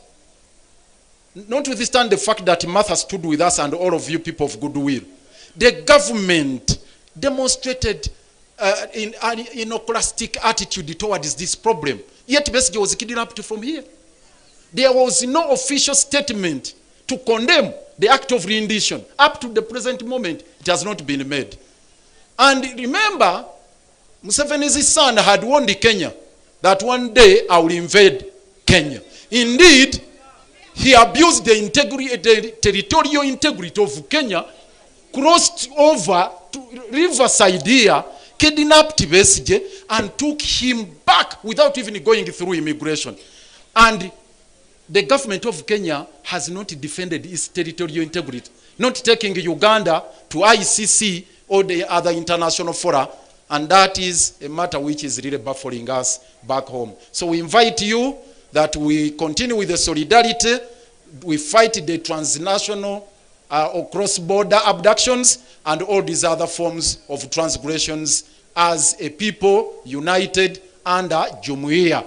We espouse those values under the treaty. They are talking about a treaty to exchange what they call political dissidents, but political prisoners, that there is an agreement between Kenya and Uganda. Martha has put them to task and ourselves to explain and put it on table. Up to now, they have not laid it on table. We ask the government of Kenya, I'm glad the MPs are here, the senators are here. Why don't you demand for that treaty to be put on table? That you have an agreement between Kenya and Uganda to exchange political prisoners. That has taken us by surprise because there is a treaty which provides for the mechanism and the procedure. We have extradition laws which are being abused. So all these are serious matters we need to pursue jointly and in a concerted manner, local here in Kenya, in Uganda, East Africa level, at a continental level and international level. Finally, Martha has mobilized quite a number of lawyers from all over Africa who are storming Uganda to fight for justice, to fight for equity, to fight for fairness. Thank you very much. The very last one, there is a senator here who attempted to sing a liberation song from Uganda. Allow me just to grace this historic moment with this song. We shall overcome, we shall overcome, we shall overcome someday. Deep in my heart, I do believe we shall overcome someday. This one, the very final one. Never surrender. Before I come to never surrender, the very final one now. The name Kasonga is featured prominently here. And I felt so much, I mean, I don't know, I can't even express the kind of emotions I felt. But I thought I would be doing injustice to you if I didn't share with you this liberation song. We don't have copyright for this. This is Museveni's song he came with from the bush, but it's a good one. Listen to it. Siku moja peke tutaona Kasongo anafunga muzigo na kurudi nyumbani. I'm not good at singing, but let me repeat it. Siku moja peke tutaona Kasongo anafunga muzigo na kurudi nyumbani. Thank you. I think he did not sing the real liberation song, which we sing in court, and sometimes Dr. Besige opens it when the court, especially when the court martial was rising. This song is just to say we never surrender, and it's not to surrender to oppression, to injustice, to anything. Never, never, never surrender. Never, never, never surrender. We will never, never, never surrender. Never, never, never surrender. We must never surrender to injustice. Asante sana Omulodi. And now, since I was made the MC to invite my international guests, I'll go ahead and invite the two remaining guests, one of whom is my twin political brother, politically speaking. It's none other than my friend, His Excellency Kalonzo wa Musyoka. Anguka now, check it. Anguka now, turn it down low now. Stand up to your feet, mikono juu alafu click. Tuliza pesa alafu one leg. Anguka now, one leg.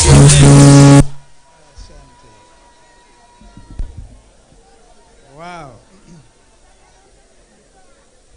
Wow, wow. What a day. What an event. Kumbe hata Museveni anajua Ruto ni Kasongo. Our sister mother. Tafadhali. Kama mna shida muache. I can use the other one. Okay. Okay. I think they're okay. They're okay now. People's Liberation Party. Oye.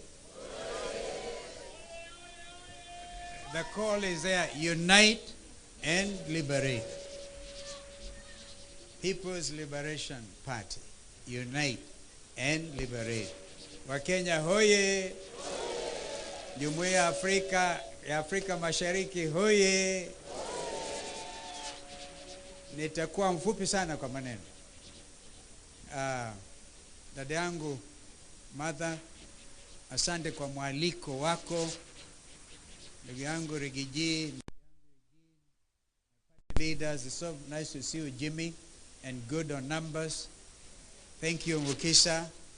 This is a citizen of the world who lives in Kenya. And my brother, Professor Kibwana, you have taught many.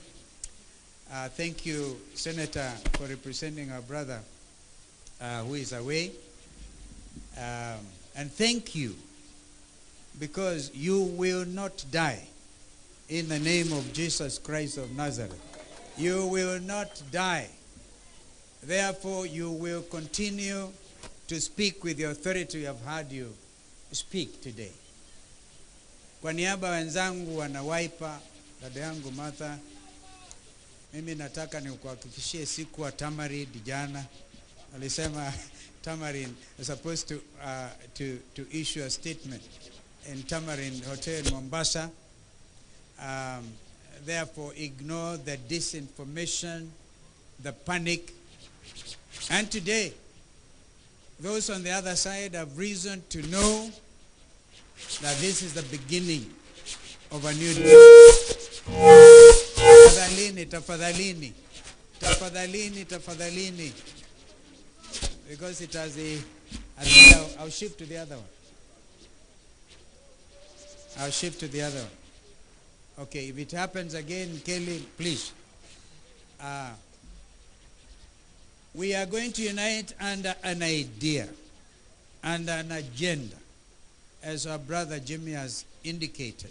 It cannot just be unity for the sake of removing an individual because of misrule.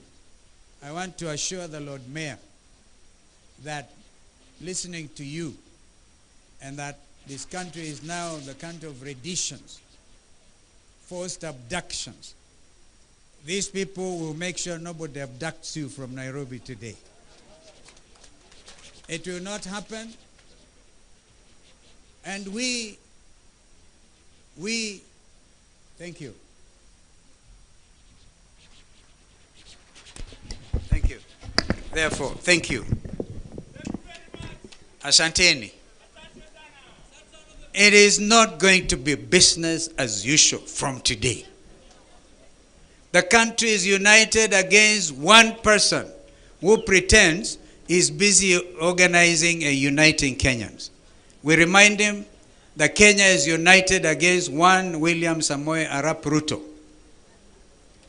And it is evident today, absolutely evident. By the way, Mother, I heard it said that if you want to make a statement, then wear purple. The statement is made not just by the new National People's Liberation Party, but Kenyans. And we are going to do the necessary important things after today. It cannot be we meet here, celebrate the rebranding of NAC Kenya, and we all started from NAC, as Professor Kibwana reminded you, when we said Kibaki Tosha in 2002. Our sister Jane Kiara, I hope you're still in the house, is going to be bigger than 2002. It will be. Because Kenyans have every reason to rise up and say no to misrule, to injustice of the type we have never seen before. Mukisha, do you know that blood gold from Darfur is cleaned in Kenya and exported to the Arab world as originating from Kenya? So our friends in Uganda, you're not alone. And we will not allow it. As of yesterday, a lot of security at the international airport, which you have managed to reclaim from Kasongo, and they are making sure that heavy security to export Sudanese gold under the rules of origin, name it Kenyan gold, when we are not producing gold. And this is inviting grave danger to us. The other generals in Sudan have vowed action. We will not allow it. We are going to be an action-oriented unity movement. And our sister mother, thank you. Thank you for starting. When I saw you go to Rigiji, I was wondering now, sasa wanaongea juu ya mlima, na wanafanya nini? Kumbe it's deeper. And you even come up with a complete theme of unity. Unite and liberate. We are going to escalate, by God's grace, escalate that theme. Na tutalala. I therefore want to say that from today, the country has seen unity. It cannot be the same. Our members of parliament, you stood here and held hands in solidarity. We urge you now to go to every village Go to every marketplace and tell Kenyans the new dawn is already here. Our young brother Morara, we thank you for what you have done. You know, William Ruto gave me some names, and one of which was Mutu ya Katikati. I think I want to baptize him properly today. Alisema kule akiwa Western Kenya mambo ni matatu. Tutampa majina matatu, mawili amekubali. Jina la kwanza alikubali Zakayo. Jensi walikata mti, Zakayo akashuka. Akakubali hilo jina alipokuwa Kisii. Akakubali jina la pili Kasongo. Even sang, dance to the tune ya hiyo Kasongo. Jina la tatu sasa akubali kwamba yeye sasa ni Kaongo. Mambo matatu. Uongo mtupu. But we don't want to dwell on that at all. I want to make a very serious proposal. In order to honor the young Kenyans who died, a lot of them on the 25th of June, which I call J25. June 25, if it meets with the approval of the young Kenyans, the Gen Zs, we will, Mother and our colleagues here, declare, because that is a true liberation day for purposes of fighting injustice and saying no to abductions and saying no to stealing of our resources and saying no to impoverishing our people. We will declare June 25th a public holiday. That is a proposal. And I can't wait to see, because you cannot wish that away. Our young people are still angry, but they have become the inspiration to the world. University students in Bangladesh took it up and threw out Sheikh Hasina. She had to flee to India. I had occasion to address a master's class in Uppsala University in Sweden, and they wanted to know, what is this miracle that has happened in Kenya about young Kenyans saying, we want our country back. Therefore, that inspiration continues even in Uganda, even everywhere in Tanzania. And the leadership of East Africa should not take offense. If anything, they should take the cue. Some of us believe intensely in the need to integrate East African region.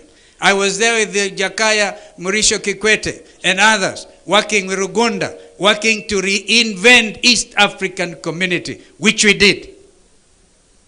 And therefore, when we sing our East African national anthem, amazing, sweet song, we have to live that spirit. But before we do so, each of our member countries must liberate themselves. We want to give you assurance that as People's Liberation Party. Do you know the Kiswahili version, Mother, is ukombozi. Ukombozi umefika. It is not going to be easy. For a start, Gen Z, please vet every applicant who wants to be a commissioner for IEBC, the newly to be reconstituted IEBC.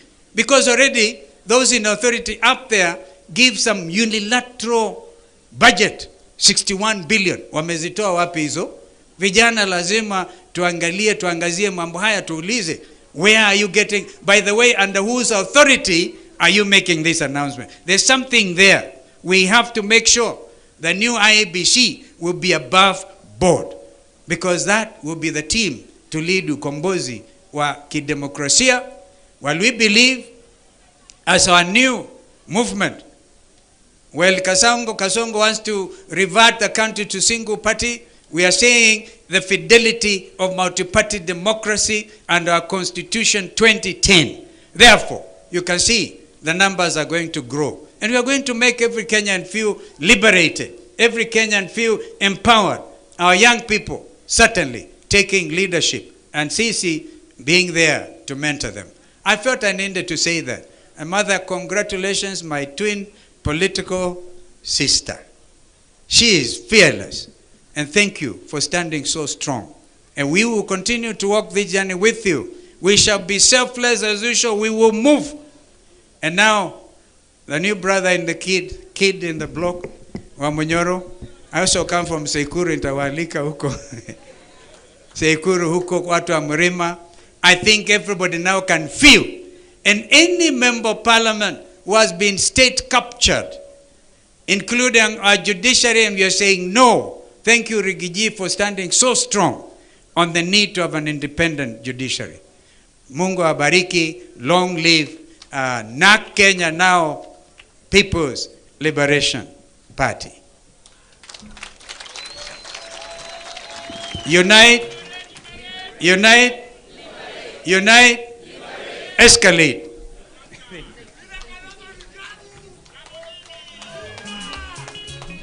Asante sana, my twin brother. And now, before I make my speech, let me invite another brother of mine. And before I invite him, those who are asking, how are you standing with Rigiji? Kwani Rigiji alikuwa amenifanyia nini? Kwani ni shamba tulikuwa tunang'ang'ania? Maneno machache hapa na pale. And today, he's a man committed to help Kenya fight against oppression. He's here as one of us. This is not a time for division. This is not a time to point at your brother, your sister. Anybody who is on the side of liberation is an ally. I therefore invite my brother and ally, Rigi G, His Excellency, the second Deputy President of the Republic.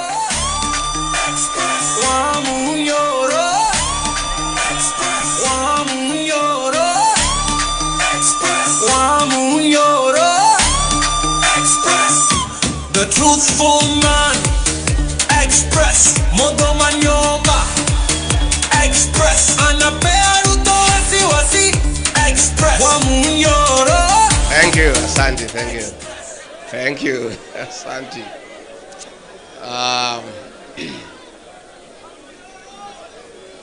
My elder sister, the Honorable Mother Wangari Karua, the Iron Lady of Kenya's politics and senior counsel and party leader of PLP, Your Excellency, former Vice President, the Honorable Kalonzo Musyoka, party leaders present, senators, members of parliament, and members of PLP, Hamjambo, PLP, PLP, PLP Hoi. Asanteni sana. Mine will be very brief. I just say 2-3 things. Then I invite our chief guest to come and make her keynote address. Mine is to express my joy to my sister and the party for having invited me for this very colorful occasion.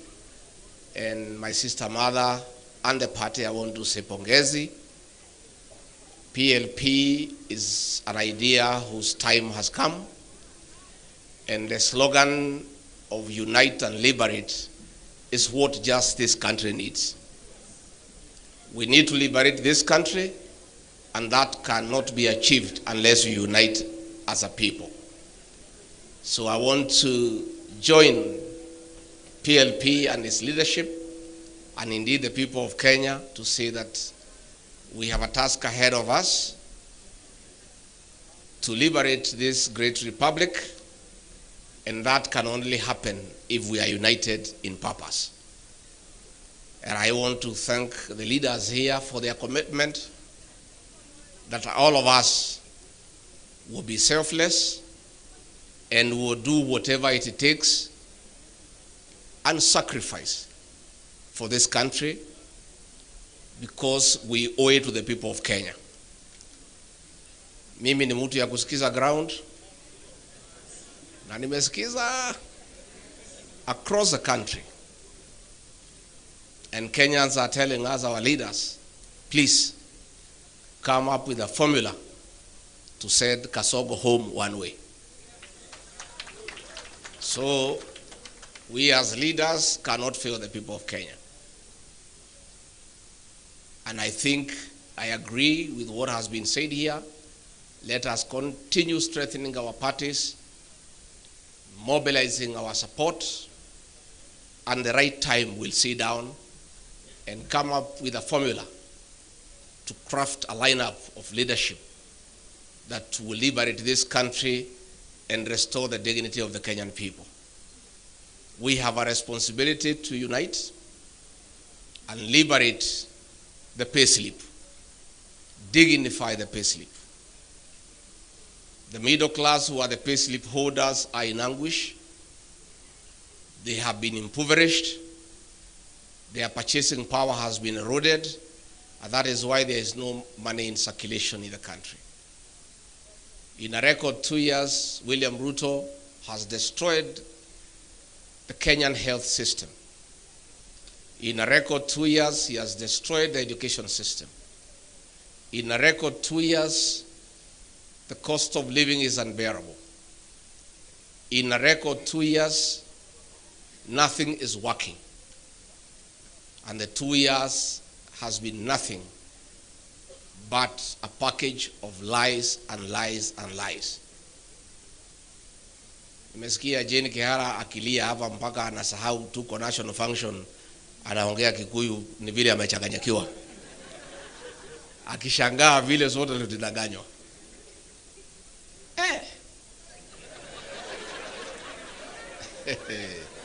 Hii jamaa tangu nizaliwe mimi Rigiji mtoto ya Maumau sijaona mtu muongo kama hivi ile Ruto. Huyu mtu anakudanganya na amekuangalia. So many people have tried to blame me kutoka nyumbani. Wewe ulituletea huyu mtu ukasema ni mzuri, unamjua, atatuweka pesa mfukoni. Instead ile kidogo ilikuwa kwa mfuko amefanya nini? Sasa watu wananiingilia, wananipigia kelele, lakini mimi najitetea. Mimi nasema sasa mimi ni mtu ya kawaida tu. I'm just an ordinary Kenyan. Mtu tu alizaliwa pale wa Monyoro, amesoma hapo, ni mtu hana mpango yote, sijasoma sana, sina PhD, sina master, sina nini, mtu tu ya kawaida. Lakini kama huyu mtu anaweza danganya mabishop ambaye wamemwagiliwa mafuta na mareverend na mapasta, Rigathi Gachagua ni nani? You know, the politics of deceit and conmanship is what we are struggling with. This man came with a Bible. He could sing every song in my mother tongue. Sijui alikuwa anajifundisha saa ngapi. Sasa akifika pale, iko wimbo pale inaitwa Magegania. Sasa naiba pale, sisi yote tunang'edhia, tunamwangalia. Tunasema Mungu ametutumia mala. This man can sing our songs. And he is not one of us. We were very impressed. So hapo ndio tulichanganyikiwa. Sasa mimi kufika pale after 6-8 months nikaanza kuona hii mtu ni nani. Na nikaanza kumwambia bwana tuende pole pole. Hii maneno ya kutoa pesa watu kwa mfuko tulisema tutaweka tuache. Anasema waenda kuwa kichwa ngumu. Sema situmalize zile barabara ya Maumau na zile tulianzisha, sema hapana, wacha kwanza tujenge manyumba. Namwambia na ile ahadi tulipatia kwa Wakenya, anasema wachana na ahadi hiyo, ilikuwa ni campaign. Sasa hii maneno yote tulisema kwani inawezekana? Hiyo ni maneno tu. So namuuliza na tukirudi kwa uchaguzi tutaambia watu nini? Anasema hiyo watu tutawapanga. Msijali. Anasema unakumbuka mambo ya power, Omo with the powerful. Ikirudiwa mara mingi watu wanaamini. So hii barabara unasikia nikitaja, hata kama hatujengi watu watafanya nini?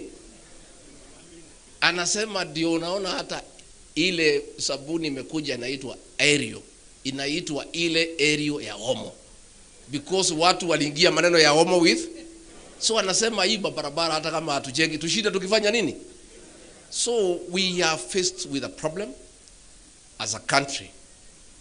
Na Professor Kibwana nimesikia ukisema ati hii mtu atatusumbua. Hakuna, si tuko na dawa yake, tunamjua. Don't worry. Don't worry. Siku tutaingia kwa juu ya gari vile ameingia pale mwisho. We will dismantle him. Tutamuanika vizuri. Watu wakimwona wanawaambia wewe hatutaki uongo. I'm telling, and we are reaching there. Tunapatia yeye mwaka hii ya 2025. 2026 hakuna mtu atasikiza uongo yake Kenya. We'll make sure. So don't worry, tuko sawa. Ile tu ningetaka just to tell the people of Kenya. Hakuna development itaendelea. Ile uliona era in budget juzi ya 76 billion. Hiyo ilikuwa ni pesa ya kuhonga wa Kenya. Pale Karen kwa ile mtu ya Mr. Yesa iko container ya 40 feet imejazwa pesa hapo. Iko ingine hapa State House dollars. Sasa kazi yao ni kuhonga viongozi. Lakini tuambie wa Kenya hatuwezi kumwambia msichukue pesa. Mko na haja na pesa. Pesa mchukue. Na pale Karen imewekwa figure. Ndio usikize uongo ni shilingi 5,000. Ya kusikiza nini?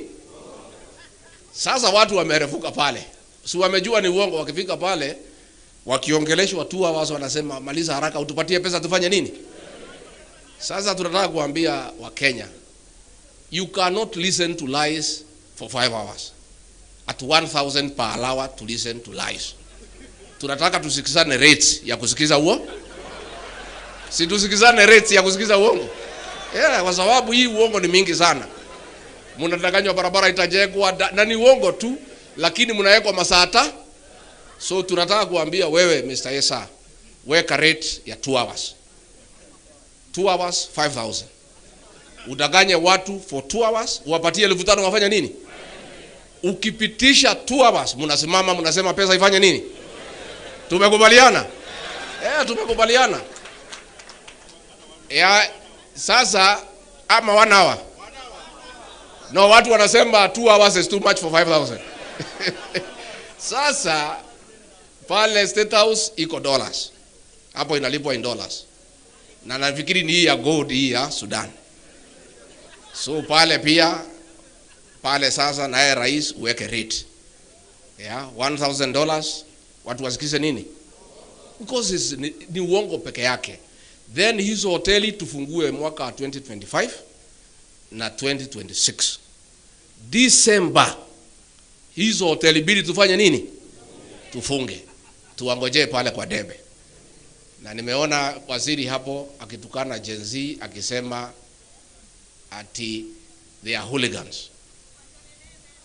Wewe hawa Gen Z ndio dawa yenu pale kwa debe.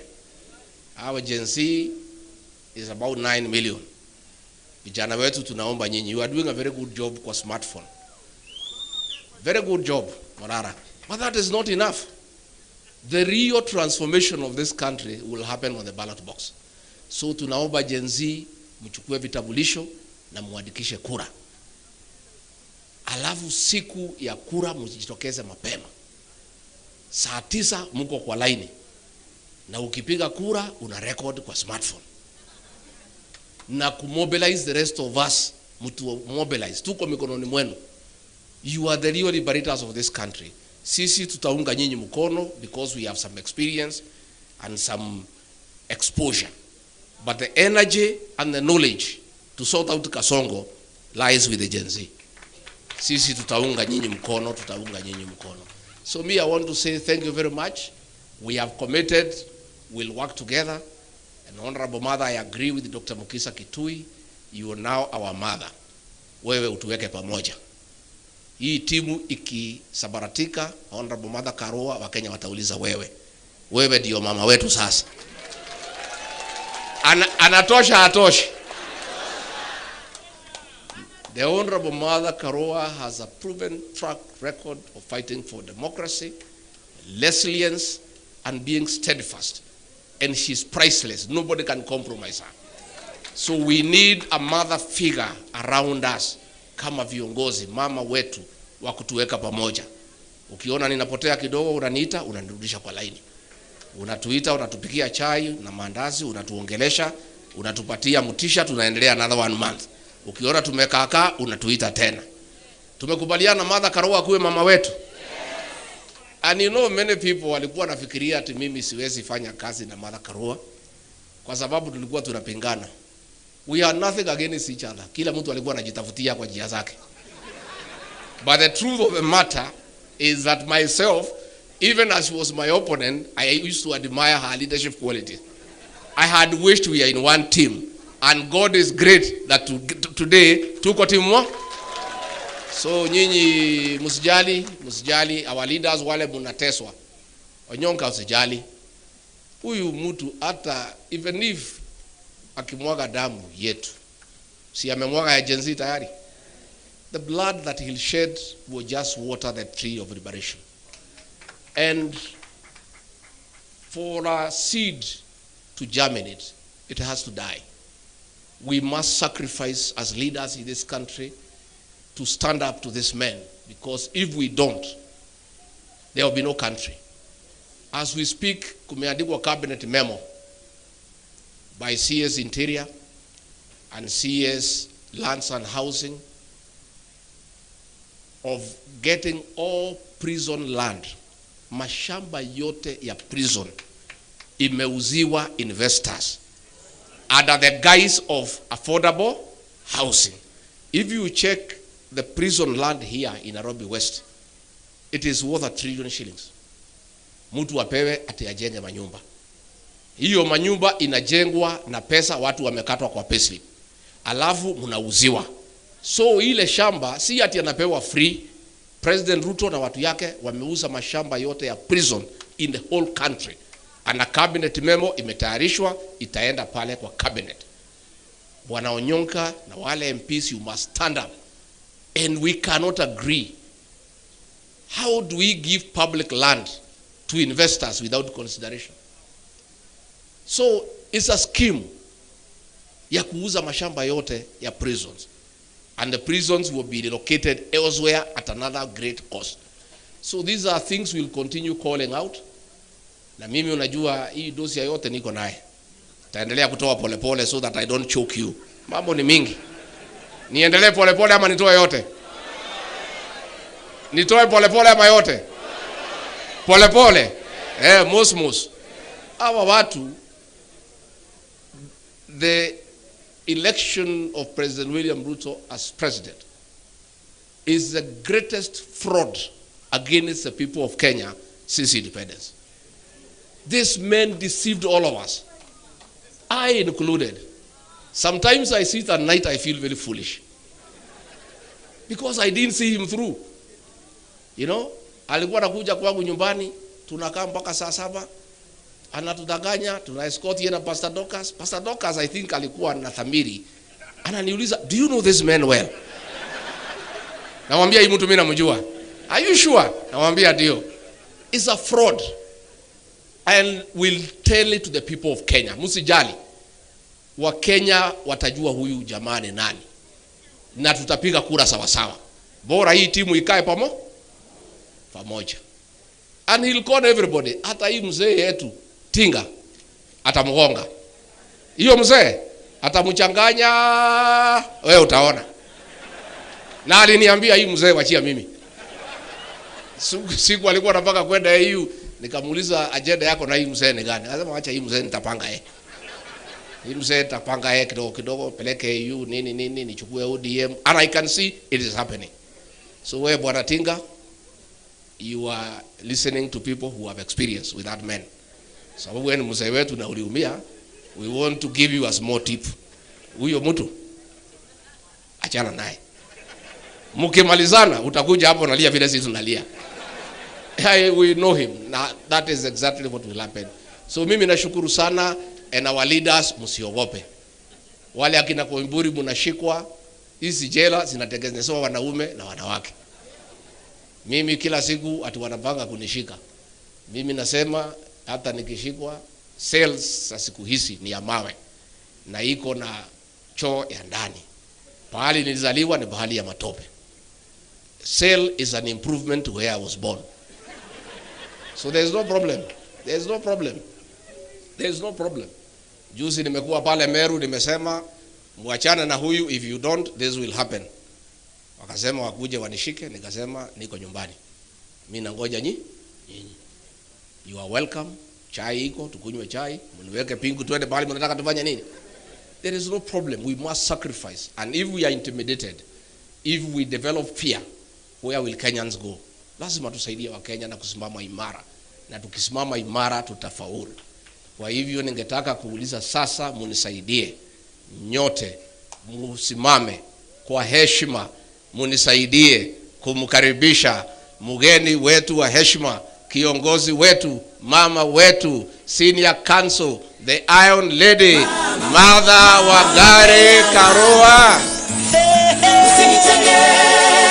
Unijenge mama, nisikie mama, mama Kenya mama. Umetoka mbali wewe, usichoke mama.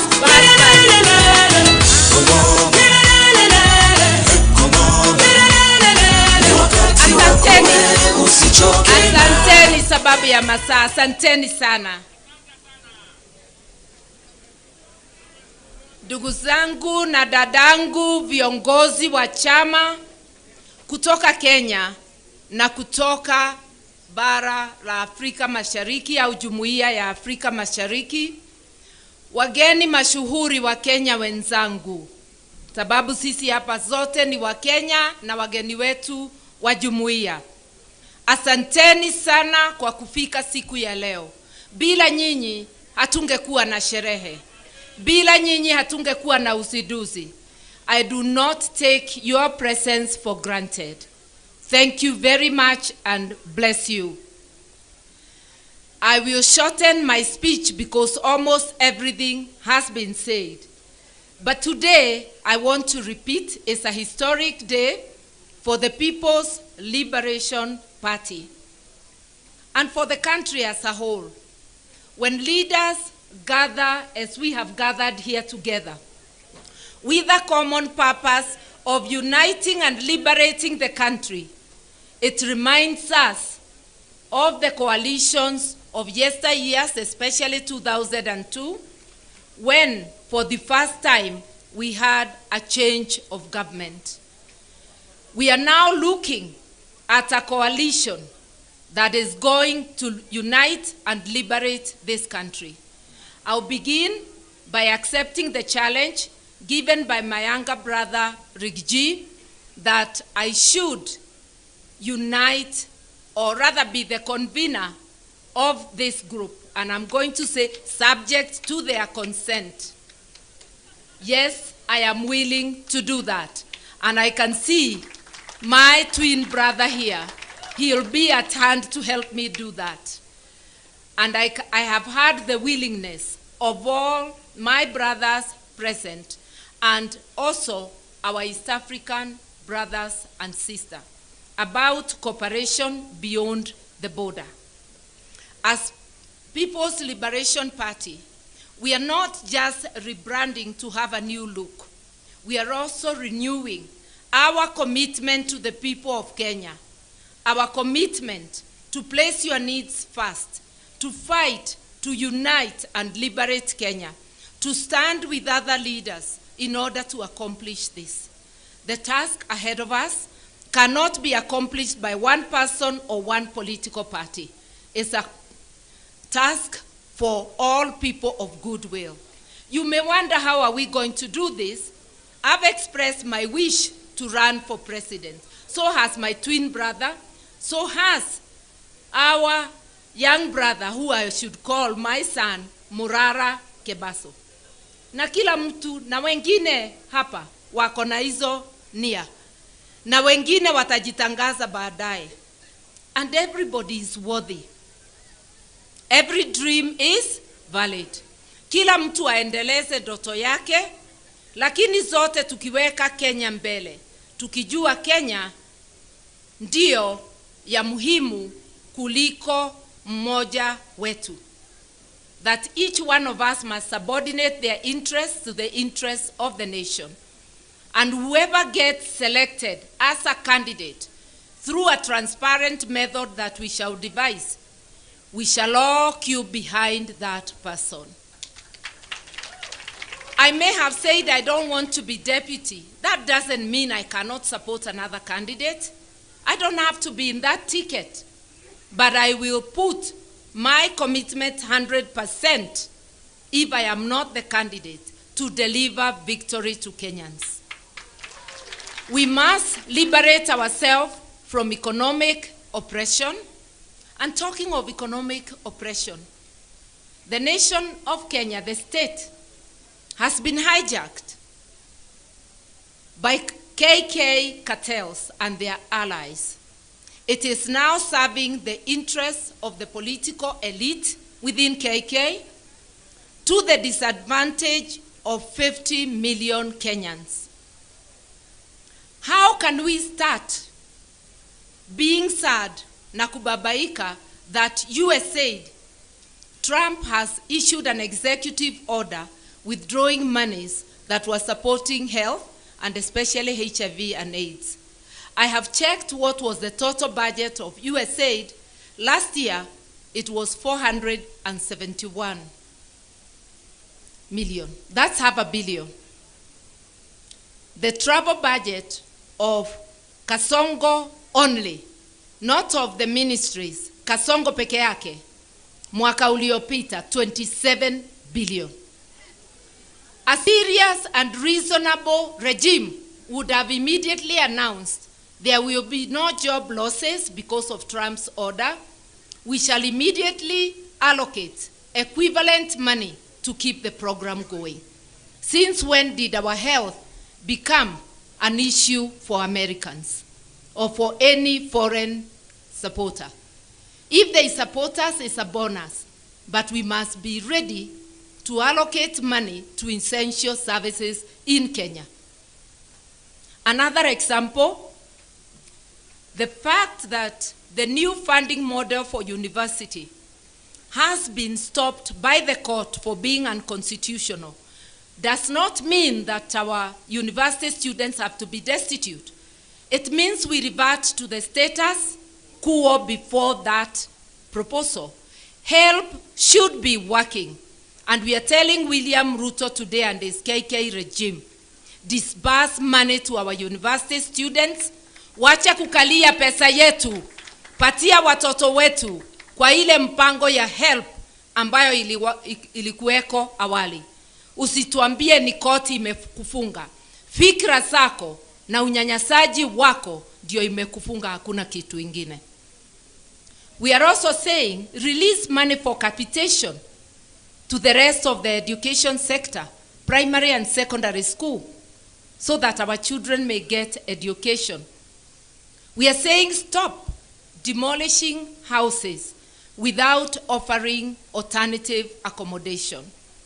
Stop grabbing land after demolishing houses, grabbing land of people with titles and giving it to your cronies. Because some of those demolitions, it's not about environment, it's not about affordable housing, it is not about public use, it's about gifting his friends that land. Stop grabbing land, and especially land belonging to the poor and vulnerable. As leaders, unless if we come together, our people will continue to suffer all these ills. Most importantly, the right to life precedes any other right. You have to be alive to enjoy any other right. Stop abducting and executing our people, especially our youth. Stop abducting foreign nationals and disappearing them forever, because there is an Ethiopian who was disappeared forever, Gabriel Michael. And others we don't know. Stop abducting people who are here legitimately, either as visitors or as refugees. This game of abduction, and it appears there is an East African cooperation which has emerged between rogue regimes of Uganda, Tanzania, and Kenya, because that's where we have seen the cross-border abductions in East Africa. As citizens, we must resist. Our constitutions, the Constitution of Uganda, the Constitution of Kenya, the Constitution of Tanzania, the Constitutive Act of East Africa Federation, all are against such acts. You want to pursue somebody across the border? Go to court, get a warrant. Let the court give you an order to extradite that person to their country. How can states behave in a roguish fashion? Uongozi wa kijambazi. And yes, it looks like William Ruto is in a hurry to graduate as a dictator. Our constitution does not allow dictatorship. As citizens of Kenya, we must unite and thwart his graduation into a dictator. We must say that there will be no graduation of a dictator in Kenya because our constitution says so. Nikisema hivyo sisemi kwa nguvu zangu, ni nguvu zenu. Tuliandika katiba na tukaweka hii maneno yote. Na kama wewe William Ruto na your KK bandwagon hamukusoma katiba, musomewe au mujisomee tena. Kama PhD haiwezi kusoma katiba, sijui itasoma nini ingine. Sababu anajigamba ya kwamba akona nini na PhD. Mkenya wa kawaida ambayo hana masomo ya juu ashaelewa katiba, ashaelewa ya kwamba Mkenya ndiye sovereign. Power belongs to the people. The judiciary gets power from the people. The executive gets power from any public officer exercising power on behalf of the Republic of Kenya is an employee of the people. I want to request to actually call upon all our civil servants, all state officials, all members of parliament to remember that it's not Kasongo who has put them in the place they are. They are there courtesy of the people of Kenya. Hii si ile wakati tulikuwa tukisema mtukufu rais. Mtukufu sasa ni mwananchi Mkenya. So let us work for Kenyans with seriousness, with commitment, with dedication. Anybody earning a salary, you are earning it courtesy of the sweat of your brothers and sisters from Kenya. If you don't work for them, you are stealing from them because you are receiving money for work not done. Nikienda kufupisha sana, mi nataka kusema, wale wanasema bona rangi inakaa kama ya mwingine. Haikai kama ya mwingine. Hakuna mtu Kenya akona purple, lilac. Lilac ni ile lighter purple na white. Hizo zikiunganishwa tatu, we are unique, nobody else. Look at that building with purple, lilac and white. Tell me whether anybody else has that. These are our colors. Hakuna mtu anaweza own a single color together. That combination is unique to the People's Liberation Party. Na wewe ujue hata wardrobe yako ukikaa miaka unarebesha, pengine umenona, pengine umekonda. We needed to renew ourselves as we renew our commitment to the people of Kenya. Our biggest commitment is to ensure Kenya is under the rule of law.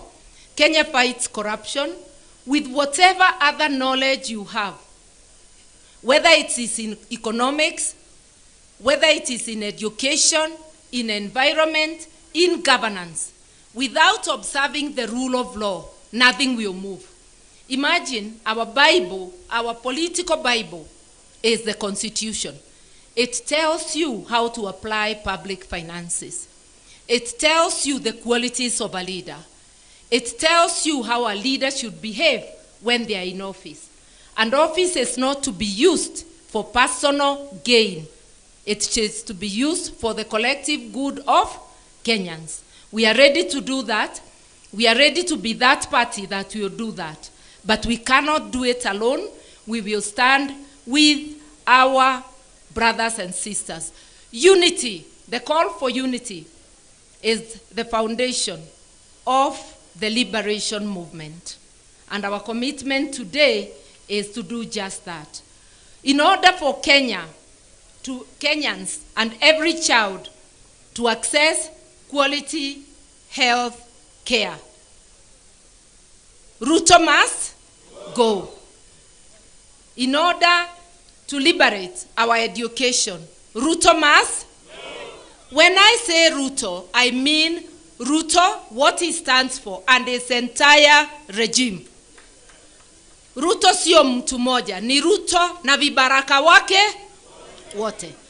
And I want to acknowledge, Ruto ni Mkenya kama sisi, lakini tabia yake haipendezi kamwe. Tabia yake haipendezi. Tukisema Ruto must go is what he represents. And because he is unable to preside over the affairs of Kenya, he must give way. And fellow Kenyans, it doesn't have to be 2027. It could be sooner. We commit to you that we are going to meet soonest, and we are going to move forward and give you the program of action. Are you ready? Yes. Are you ready? Yes. PLP? PLP? So for the liberation of our country, we need unity of purpose, which has been symbolized here by the MPs. Now I want to call upon party leaders present, including our international guests, because this unity transcends the borders. I want to urge the party leaders only, come here so that we show people our commitment, and we also stand as we unveil the brand of People's Liberation Party. We are going to at the end of this all.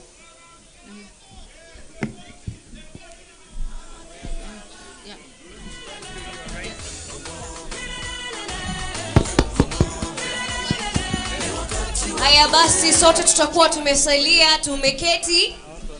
Viongozi wetu tayari wako pale ukumbini.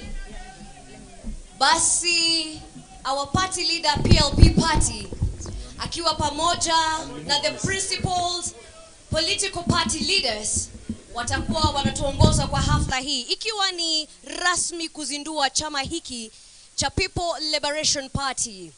Party leader Her Excellency Mother Karua, akiwa pamoja na the second deputy president of the Republic of Kenya, Rigathi Gachagua, 10th vice president Stephen Kalonzo Musyoka, all the leaders, party leaders, tayari at the count of 3.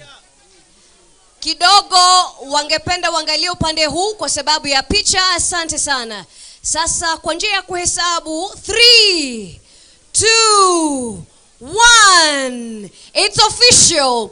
The launch and the reveal of the People Liberation Party, PLP. Viongozi nitaomba tutasonga mbele kidogo kwa sababu ya pyros ama konfeti ambazo zitakuwa zinapamba pale jukwani.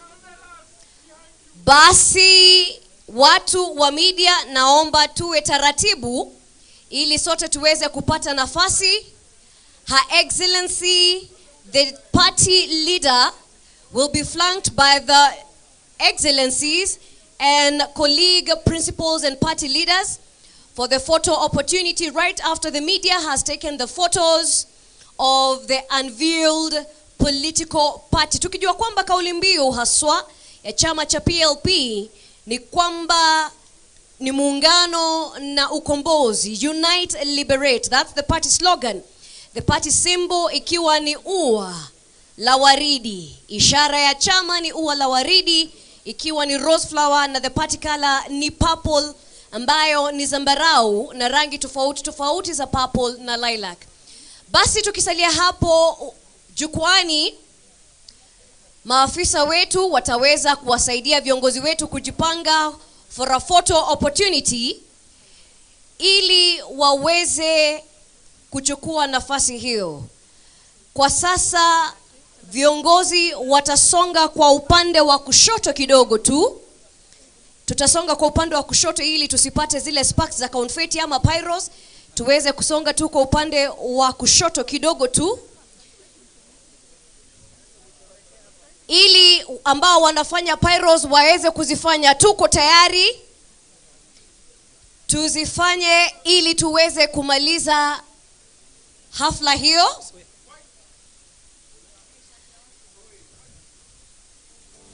Pyros, we're ready for you. Na baada ya hapo viongozi walio jukwani hao ndio ambao basi pyro zetu ziko tayari. Wanahabari, wapiga picha, kameramani, wote tuko masaa. Ni uzinduzi tu wa chama cha PLP, People's Liberation Party. Hahitaji kuelezewa zaidi. Ni chama cha kuunganisha, chama cha ukombozi, chama cha kuunganisha, People's Liberation Party. Jamani, tulioketi hatuoni kushangilia. Tuchukue PLP, Unite Liberate. PLP, Unite Liberate. Tuone kwa ishara ya bendera zetu, kofia zetu za chama. Tupeperushe, tupeperushe, tupeperushe juu. PLP, PLP, PLP. Haya basi, tutawapa viongozi hawa wetu nafasi. Our principals, our excellencies, wanashikana mikono ikiwa ni njia mwafaka kuonyesha uungano wao, wakiongozwa na party leader wa PLP, His Excellency the Second Deputy President of the Republic of Kenya, the 10th Vice President and Wiper Party Leader Kalonzo Musyoka, Party Leader DAP Kenya, Honorable Eugene Wamalwa, Presidential Candidate Muhisa Kitui, and the Safina Party Leader Honorable Jimmy Wanjigi. Iwapo tuko sawa, viongozi watasalia hapo jukwani ili tupate wimbo wa taifa. Viongozi, naomba tutasalia hapo kwa wimbo wa taifa, na baada ya hapo tutakuwa tunaondoka kwa utaratibu. Basi tukiwa hivyo studio, tucheze wimbo wa taifa tafadhali.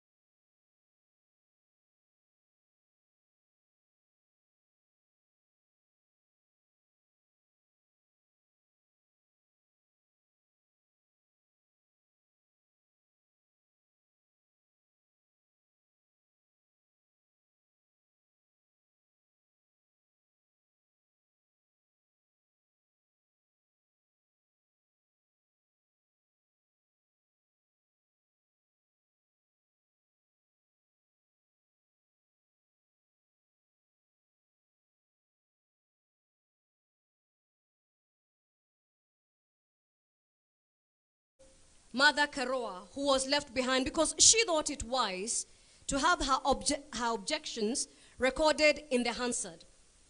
This is not an isolated case of principle or accountability, but a tested and proven record of a leader who is willing to put herself over and above for her people and for her country. That not being an isolated case when she also forego her position, which was an assured seat for her Gishogo parliamentary seat, to offer her skill set for the highest position and office in this country, the presidency. Ladies and gentlemen, these are the qualities that we must demand of our leaders, the qualities that have indeed been the driving force of the political party, NARC Kenya. And these are also the virtues indeed we deserve and desire of our leaders. And as such, as we unveil today's party, we must seek to enjoy peace, liberty, and to ensure we find plenty within our borders as our national anthem has prescribed. Your Excellencies, ladies and gentlemen, I wish to welcome you today, therefore, to the launch and the rebirth of NARC Kenya, to the People's Liberation Party. This is the party that will unite and liberate, because change cannot wait. Kwa ishara basi tuone. Tunaposema PLP, jamani tunajibu vipi ikiwa ni kauli mbiu na mwito wetu? PLP! PLP! PLP! Asanteni sana, na kwa wale wote ambao wanaweza kuwa wanatuwatch live kupitia mitandao na runinga zetu, ni kuwakumbusha tu tovuti ama website yetu ni www.plp.com. Unapofika pale unaweza kuchukua ile nafasi ili kujisajili as a member of the People's Liberation Party PLP. Kumbuka kwamba tovuti ama website yetu ni www.plp.com. Na kumbuka kwamba tupo live on all our social media platforms, na tutakuwa live vile vile kwa X ama formerly Twitter, YouTube na Facebook, ikiwa ni mitandao ya chama cha PLP, na also on the party leader social media platforms we are also live. Your Excellencies, most humbly I kindly request at this juncture, if I may invite the PLP Secretary General, Asher Bashir, for the welcoming remarks and to also introduce the party officials and memberships. Asher Bashir, you may take the floor. Welcome, SG.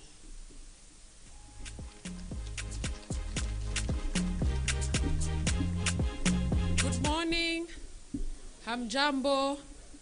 PLP, nikisema PLP, kwa wageni wetu mnasema Unite, Liberate. PLP? PLP? Asanteni sana. So I am very happy today to be here to welcome all of you to this important event that we've planned the past 1 year. So to the honored guests, all protocols observed, to our distinguished party members, friends, and citizens of this beautiful country we call Kenya, karibuni sana. So this is an important day for PLP. PLP today sheds off the NARC Kenya tag, not because the name was bad, but 17 years later, lazima mtu amekuwa mtu mzima. Sasa we are getting voters card. So today is a historic moment for us, and we stand united at a threshold of a new era. Making this launch is an important step for NARC Kenya. Our transition is not only a shift in names, because the party was registered in 2006. 17 years down the line, it started as a cooperative society. We've moved during the 2010 constitution to form what we now call the Political Parties Act, and we now are under the ambit of the Registrar of Political Parties. So you can imagine from that moment we transitioned, and I'm proud to say that NARC Kenya was party 001 in terms of registration and compliance. So we are moving with that tag with us, because we still remain party 001. Ni kuoga tu na kurudi soko, as they say kwa lugha ya mtaa. So you can see we have the colors of the party changed.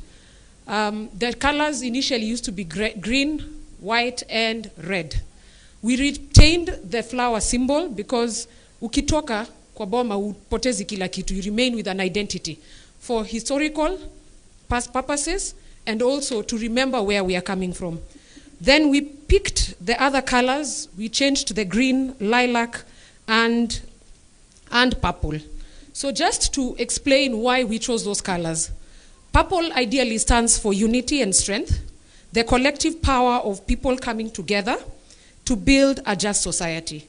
At this day and era, we need that. And we thought, why not take purple? Because it symbolizes the resolve in the face of this adversity that is meted to us by this regime. Our commitment, thus, for the purple color was settled on that. The second color is lilac. Lilac, with its richness and depth, symbolizes transformation and dignity.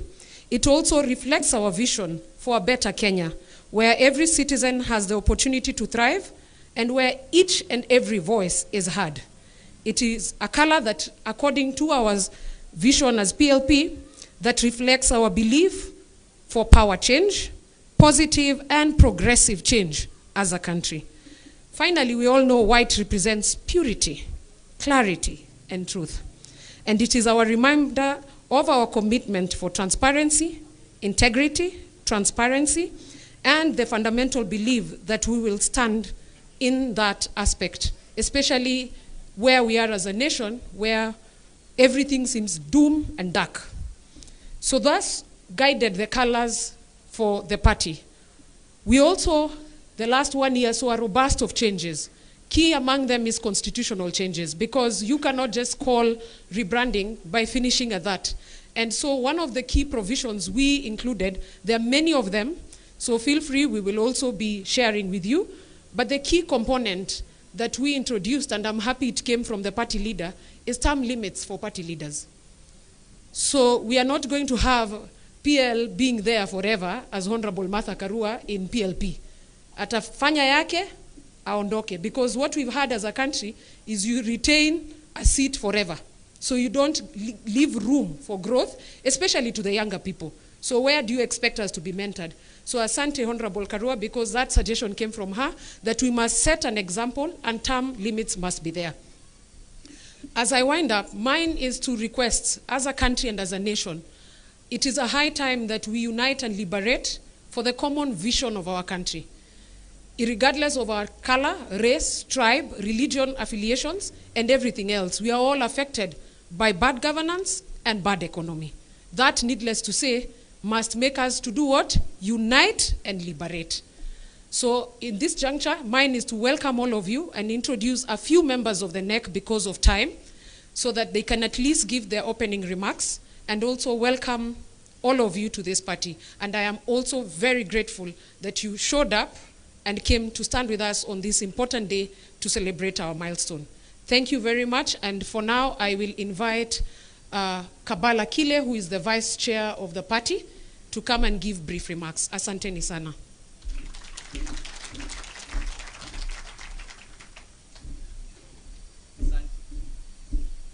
Jambo.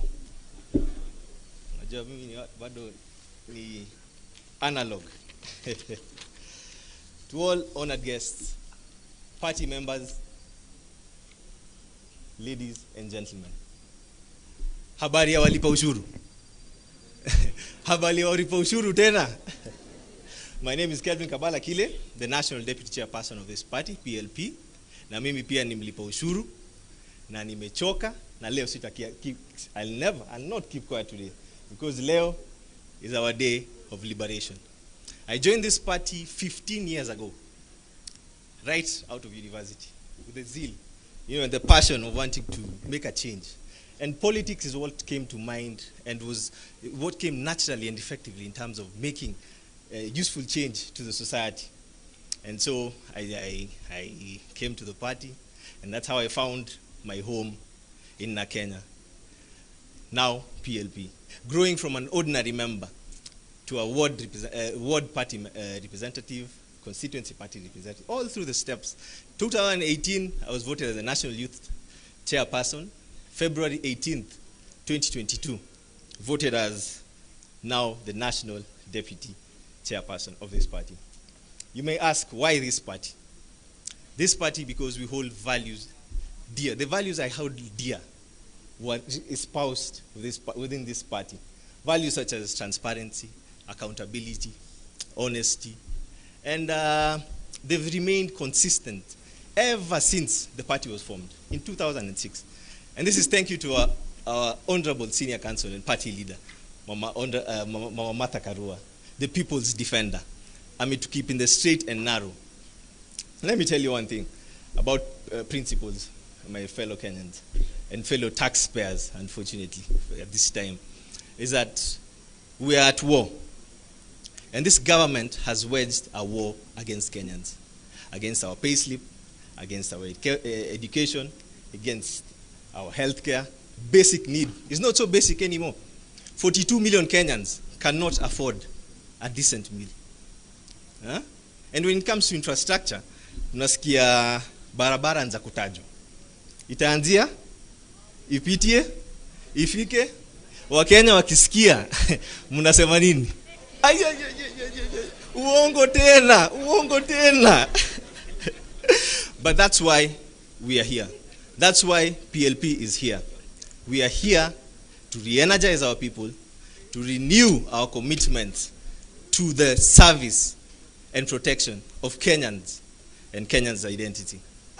PLP is going to form a home of all Kenyans who are tired of being a target of the economic hitmen that are in this government. All Kenyans who shall not stand aside as our nation is being taken down the drain. PLP will be a home that will have only one vision, a vision to be a party that is representative of a Kenyan needs, with a mission to unite and liberate Kenyans in our lifetime. I welcome you all to the home of liberation, to our purple house. And as you live, remember one thing: purple is not just but a color. Purple is a call of unity in times of political division. PLP. PLP. PLP. Thank you. Thank you very much.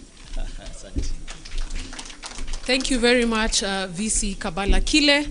I would like to invite another member of the NEC. Like I said, not all of them will speak today. You'll forgive us because of time. I would like to invite the organizing secretary so that the branches can hear their chairperson. He's also a lawyer, Wakili Ribathi Gishuke. Thank you. Thank you, SG. PLP. PLP. I will not talk much because I believe we are so many people who will talk, but I will start by recognizing and all protocols observed. As I'm saying, I'm the National Organizing Secretary of PLP, formerly NAC Kenya. Our main theme is unite and liberate. What a wonderful theme at this particular moment when our people are sick, our people are hungry, and our people are poor. We need to unite. And as our party, we have given ourselves free hand to go and look for friends who will help us liberate our people. With those few remarks, we are only confirming that, inviting you to come and join us so that we can unite and liberate our people. PLP! PLP! Thank you. Thank you very much, OS. I now invite our vibrant youth leader and my boss in the Youth League, Haniel Basilio, to come and address members. Haniel, kindly.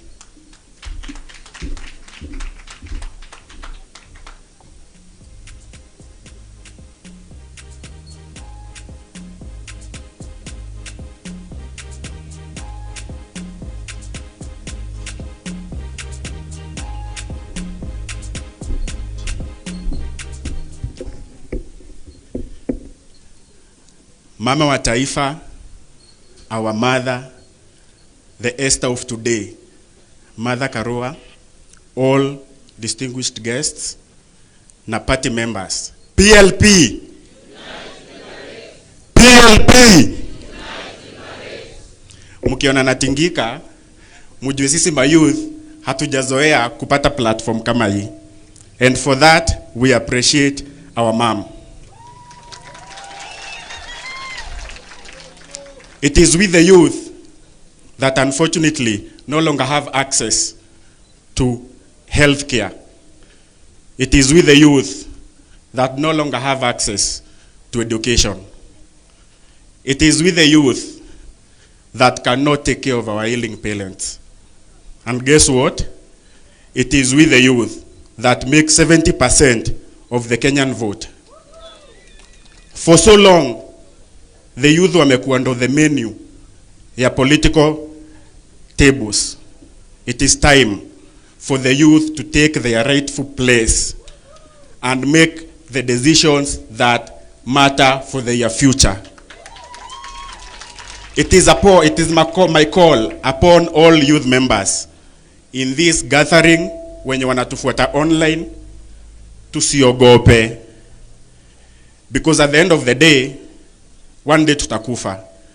Now the question is, will you have achieved what you hoped to achieve for this country? To our leaders, this country needs you more than ever. We appreciate the sacrifices that you have made all along to get a better country. Nevertheless, this country needs you now more than ever. So come 2027, for us the youth, the ballot will be about our future. The ballot will be about our education. So kindly, our leaders, it is our plea as the youth. Let it not be about who becomes what. Put the interest of the people first. Help us regain our country. Help the youth reclaim their future. May God bless Kenya. May God bless you. Mimi ni Mkenya na sis Kenya ni home. Mimi ni Mkenya, Kenya ni home. PLP! PLP! So our call to action today is for all of us, Kenyans, leaders, mama mbogas. We have to unite and liberate our country. May God bless you.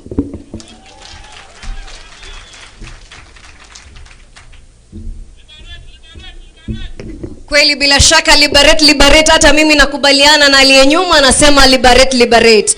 Na yule kiongozi amekuwa hapa, kiongozi wa vijana anaitwa Basilio. Amesema liberate, liberate. Jina liberate kwa Kiswahili ni kukomboa, lakini lazima tuonyeshe watu kwamba sisi tuko tayari kwenye safari hii. Kwa hivyo tukisema PLP tunasema nini?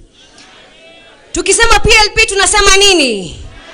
Kumbuka tulisema kwa ubora wetu, chakula lazima kina ladha na kina rojo jamani. Kofia tunazo, maua tunazo. Leo ni siku tunazindua chama chetu cha PLP. Tupo tayari? Tupo tayari? Umeangalia kama umeacha chochote chini ya kiti chako, uchukue kibango chako cha kuonyesha mambo ambayo tunataka kusema na kuangazia siku ya leo. Tupo tayari? Nione kwa ishara. PLP! PLP! PLP! Unite, liberate! Unite, liberate! Asanteni sana jamani. Kwa ukumbusho tu, your excellencies, ladies and gentlemen, if you please allow me, remember today is an opportunity for us all to register. Proceed to our website. This is www.plpkenya.com. All right? Hiyo ni tovuti yetu. Turudie tena, www.plpkenya.com, ili tuweze kuwa ni watu ambao wamezingatia sheria zote za kuwa wanachama. Endelea katika hafla hii. Kuna njia nyingi sana za kuwa tunapatiana ujumbe, za kuelimishana, na kuna kiongozi ambaye amekuwa njia mwafaka ya civil education, ya kutumbuiza, kuonyesha umaarufu wake, vile vile akiwa kama patriot. Huyu si mwingine bali ni the people's poet. Anapokuja hapa, Huyu anafanya mashairi ambayo wewe ukisikia kweli utakubaliana naye. Na wala si kiongozi ambaye anaogopa. Vile vile ametangaza msimamo na amesema vile vile atakuwa anawania kiti cha Member of County Assembly kule Kabete, eneo bunge vile vile la Kabete. Bwana Dungi, People's Poet. Jamani, naona mimi uwanja ni wako. Karibu. PLP. PLP. Unite, liberate. Ni shujaa wazalendo we. Ni shujaa na PLP. Ni shujaa sisi wote we. Ni shujaa maana. Ndio maana. Ndio maana. Wanja. Ndio maana. We remember to remember. Let us remember not to forget. Let us remember those dismembered. Let us remember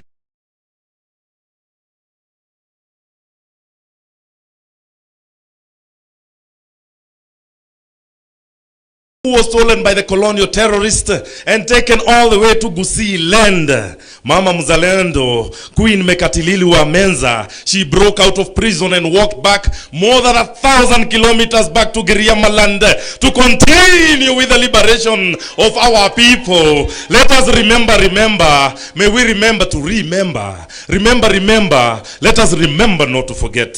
Let us remember the great Koitalel Arap Samoei, him not related to the bad boy Kasongo. Let us remember him, Koitalel Arap Samoei, who resisted against the settlers who came to invade the Nandi land. Remember him, Koitalel, who brought forth Basaloi Mangyen, the longest serving detention prisoner in Kenya. Let us remember not to forget. May we remember the great king from Nairobi, Wayaki Wahinga, him who was stolen by the settlers and taken all the way to Kibwezi. They buried him alive.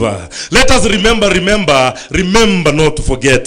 Remember Modoni Nyanjiro, 1922, Central Police Station. She who went and resisted against the jailing of our freedom fighters, Hari Thuku and others. And when the colonialists saw this, they shot her in the heart, and her blood flowed down to the ground, mixing with the soil of our land, germinating. Remember to remember. Let us remember not to forget.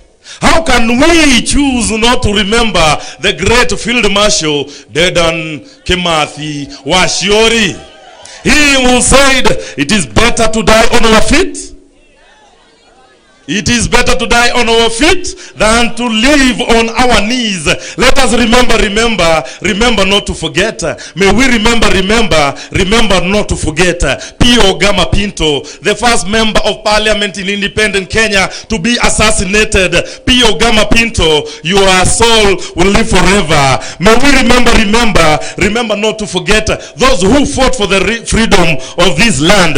Remember Abdirashid Khalif, Abdisarif Khalifa, Abubakar Amudi, Adu Awiti. Remember Agwins Kothek. Let us remember Ali Mazurui. Remember not to forget Bishop Kipsang Alexander Muge. May we remember Ambu and Lila Patel. Let us remember not to forget General Baimungi. Let us remember General Mwariama, my Lukoloik. Let us remember Bena Bluma, Mama Victor. Let us remember Social Justice Crusader Caroline Mwatha. May we remember not to forget DK Sharda. Remember Edoga Mulai, Fitz D'Souza, Gasheshe Wamiano, Gakara Wawanjao. Remember Gesheha Mungai, GP Oulu. Remember Mohamed Kahoile. Remember Hattings Okoth Ogendo. Remember Harun Ahmed, Hari Thuku, Hezekiah Rabala Ochuka. Let us remember Humphrey Kimani Ndegwa. Remember Jacinta Kabika. Let us remember not to forget JM Karaoke. Him killed 50 years ago in 2 days to come. Let us remember not to forget Josephine Nyawera Gengi, Odongo Rangi, Joseph Murumbi. May we remember not to forget Karemi Nduthu. Remember Karaoke Gadito. Remember Kerita Ole Kisio, Koitalal Arap Samoei. Remember Lemayan Ole Taiko, Lucas Pikeche, Makan Singh, Marilal Desai, Masinde Muliro. Let us remember not to forget Mudhoni Kerema. May we remember not to forget Nazmi Durani. Let us remember Nyambura Wangoge. Remember Odhiambo Mbai, Odhiambo Olel, Odindo Opiata. Remember Osumba Lango. Let us remember Padi Onyango Sumba. May we remember Fariz Wahu. Let us remember not to forget Wahome Whispers Motahi. Let us remember not to forget Wenje Wamadori, Wangondu Karaoke, Wangari Maathai, Mama Yetu. May we remember Wanjiro Matenjwa. Remember not to forget Wanjiro Kehoro and Wako Wapi. Remember Wesonga Sijeo. Remember Willie Kimani, Yakub Din, Zarina Patel. Let us remember not to forget. May we remember the Gen Zs fallen down in the streets of Nairobi. May we remember not to forget. Remember Rex Masai. Remember fallen Gen Zs like Brian Lemayan Kasaine, Austin Makoha, Mike Kehoga, Chris Gitonga, Kennedy Onyango, 12 years old. Remember Matthew Njoroge, Kevin Mawasi, Besley Koge. Remember not to forget David Shege, Erickson Chalo Mutisia, Ibrahim Kamawanjiro. Remember not to forget Mbithi alias Scott. Remember not to forget Emmanuel Giggs Tata. Remember Clinton Mwavali. Remember Kennedy Odhiambo Maina. Remember Wilson Sitati. Gen Z Kennedy Njero. Gen Z Valentine Njeri. Gen Z Eric Kanyoni Chieni. Remember not to forget the Gen Z's Eric Kiratu, Caroline Shiramba. Let us remember. May we remember to remember. Let us remember not to forget.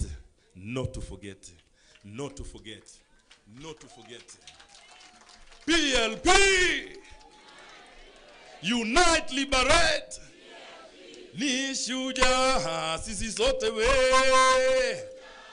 Ni shujaa Elijah Sinde. Ni shujaa Kondele we. Ni shujaa hata Sugoi. Ndiyo maana. Ndiyo maana. Viva Africa, viva! Viva PLP, viva! Unite, liberate! PLP! Thayo. Jamani, hata kwa makofi hatuwezi kuwa wachoyo wenzangu. Tumekataa. Hayo tumekataa jamani. Makofi mazuri kwa the people's poet. Makofi mazuri jamani. Asante sana. Jina ikiwa basi ni Dunge Gedhuku, the people's poet, aspirant wa Kabete, na naona kweli ni mkakamavu, mtu ambaye amependa watu na anapenda kuwaelimisha kwa njia zote. Basi tunapoendelea na hafla hii niweze kutambulisha viongozi ambao wameweza kufika wakati huu, ikiwa ni pamoja na gavana wa Makueni ambaye aliongoza kwa 2 terms na alikuwa na track record ambayo kila mtu aliimba na kuiga, His Excellency Kivutha Kibwana, ambaye he's also a human rights activist. Tafadhali makofi kwa viongozi wetu wanapoendelea kufika.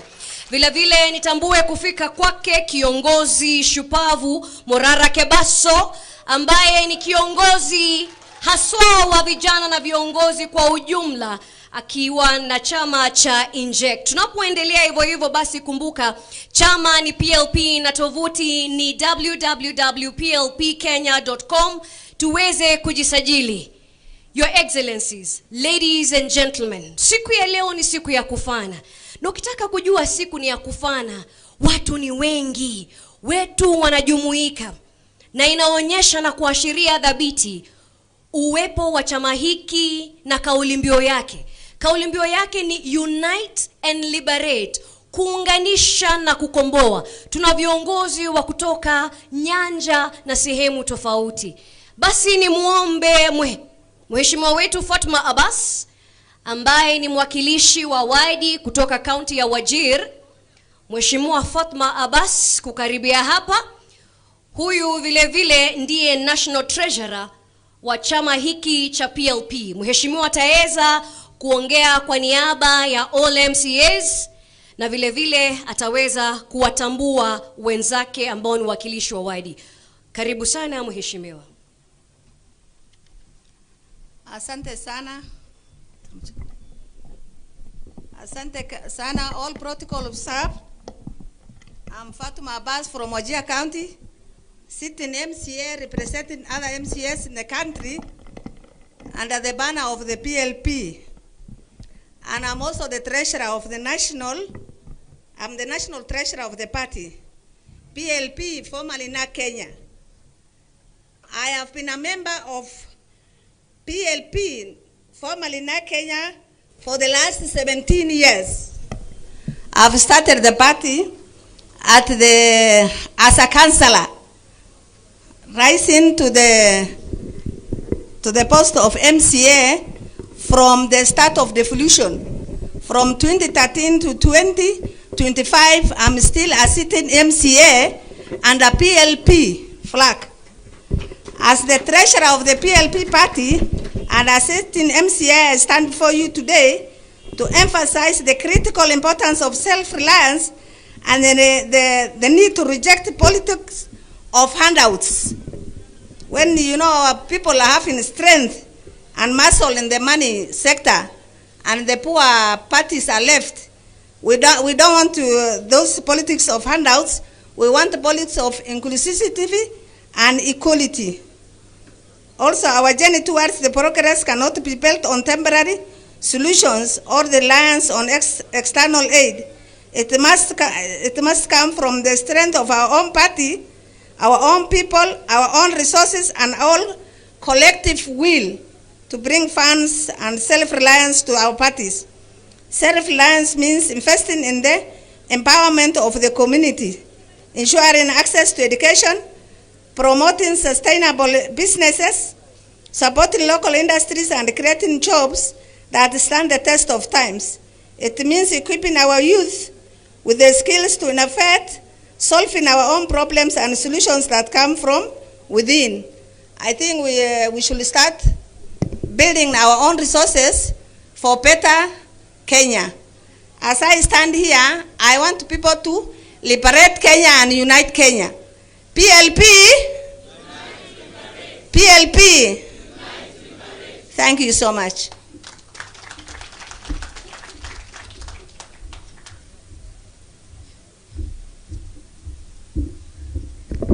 PLP, mbona mnakaa mmechoka hivi?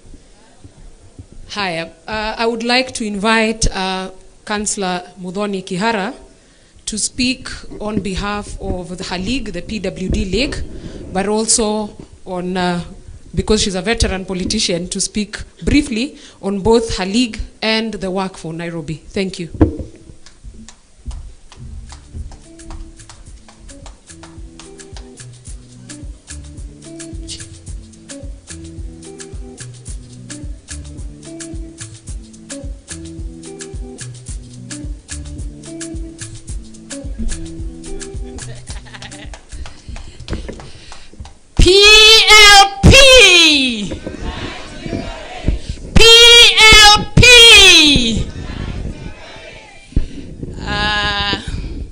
Mimi jina langu ni Diwani Muthoni Kihara, na mimi I am a founder member of NAK Kenya and today PLP. I also represent persons with disability within the NAK, but I am also a human rights activist and a political practitioner throughout my life. I want to take this opportunity to appreciate and add my voice in saying that the rebranding of the party to PLP, in particular, Unite and Liberate, can never be more timely than today, given the circumstances that are facing us as a country. Representing vulnerable persons, there is only one line, and the line and the word is inclusivity. If you are at the lowest ladder of the society, and the society itself is in chaos, then you don't know where to start to be included. And that is why, for me, the call for all of us to unite and liberate gives us, as the vulnerable people, the opportunity to fight for inclusivity in a civil, structured, rule of law society. Unite and liberate. Unite and liberate. Thank you.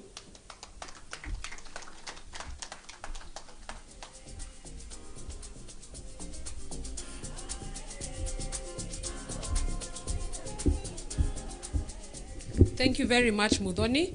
I'd like now to request all members of parliament and senators present and leaders to kindly come, because we want to also hear you. I would also request that Honorable Jerry Maina represents women leaders in terms of speaking, and then Honorable Mbui represents members of parliament, and the Senator for Kiambu, Karungo, to represent the senators.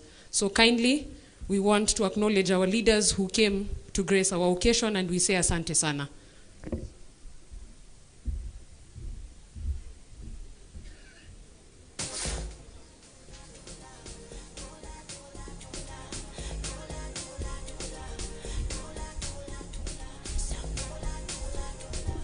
Asante sana.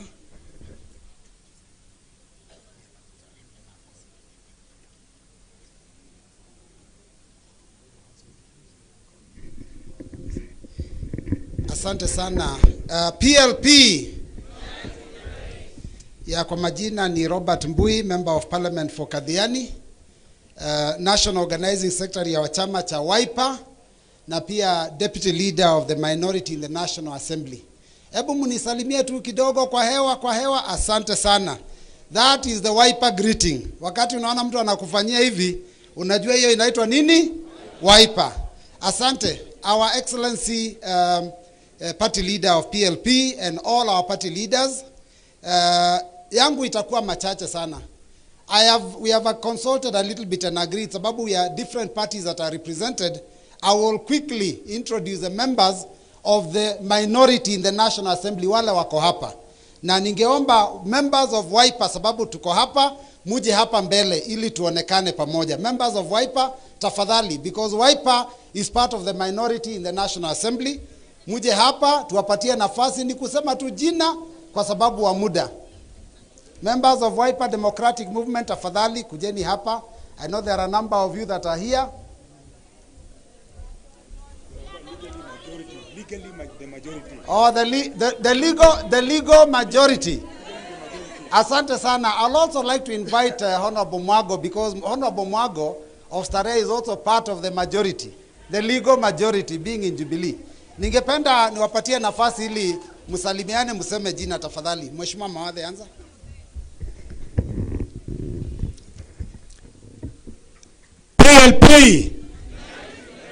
PLP.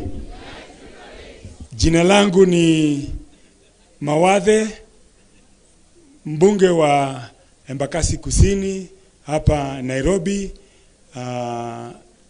Na kwa kweli tunataka kupongeza Madam Martha Karua na viongozi wale wengine wote ambao muungana pamoja kwa kazi nzuri mnayofanya kuungana kukomboa Kenya. Asante. Congratulations to PLP. Asante. PLP.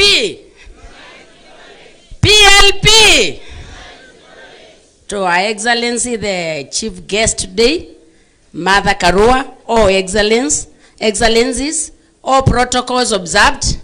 Jina yangu ni Susan Dunge Kiamba, mbunge wa Makueni. Yule alikuja hapa alisema mimi ni mbunge wa Kiamba. Mimi ni mbunge wa Makueni na niko na furaha kukua hapa. Yangu ni chache. Tumekuja kusema ongera. Ongera kwa watu ambao tunaona mindset ni kama yetu. Tumekuja hapa kama wana Wiper na tunasema kama mimi mtu wa ground. Nimetembea ground yote Makueni, nimetembea ground yote Kitui na Machakos, nimetembea Kwale na ground inasema akili siko hapa. Kwa hivyo msikuwe na wasiwasi, ground inasema we want alternative leadership. We want alternative way of governance. Kwa hivyo PLP ongera sana. Tuko na nyinyi. Okay, our chief guest, Mother Karua, our principals, all protocols observed. PLP. Mimi sitasema mengi, mimi nasema nashukuru sana kwa kualikwa hapa and coming to witness when this liberation journey starts in this country. And also to thank our principals for your sacrifice and for making sure you are fighting for the future of this country. We are the youth who are going to benefit from this, lakini mmejitolea kupigania hii nchi. Hakuna inheritance nyingine mtatuachia. Inheritance yenye mtatuachia ni kupeleka Kasongo nyumbani na kukomboa hii nchi, na sisi kama vijana tutaishi kwa respect na tuko nyuma yenu 100%. Tuko na nyuma yenu 100%. Mkituambia ni right tunaruka, ikituambia ni left tutaenda na nyinyi hadi dakika ya mwisho. Thank you so much and may God bless you.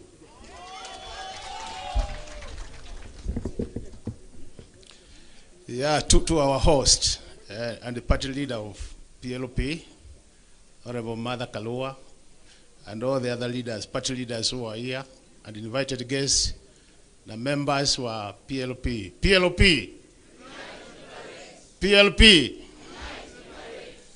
Mimi naitwa Makali Mulu. I'm the member of parliament for Kitui Central. Na nimekaa mbunge kidogo. Tuliingia huko 2013. And I want to appreciate the organization which I've seen within this party. You have done very well in terms of organizing your event. Can you clap for yourselves?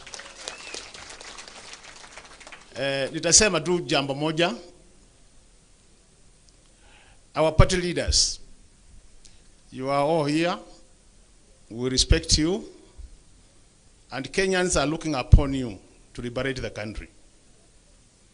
So ukombozi wa inji uko mikononi mwenu. Please, as you liberate this country, you'll have to make sacrifices. So we want to urge you, when it comes to that important moment of making sacrifices, please muache selfishness inji ya mlango. Mutatusaidia. Komboeni inji.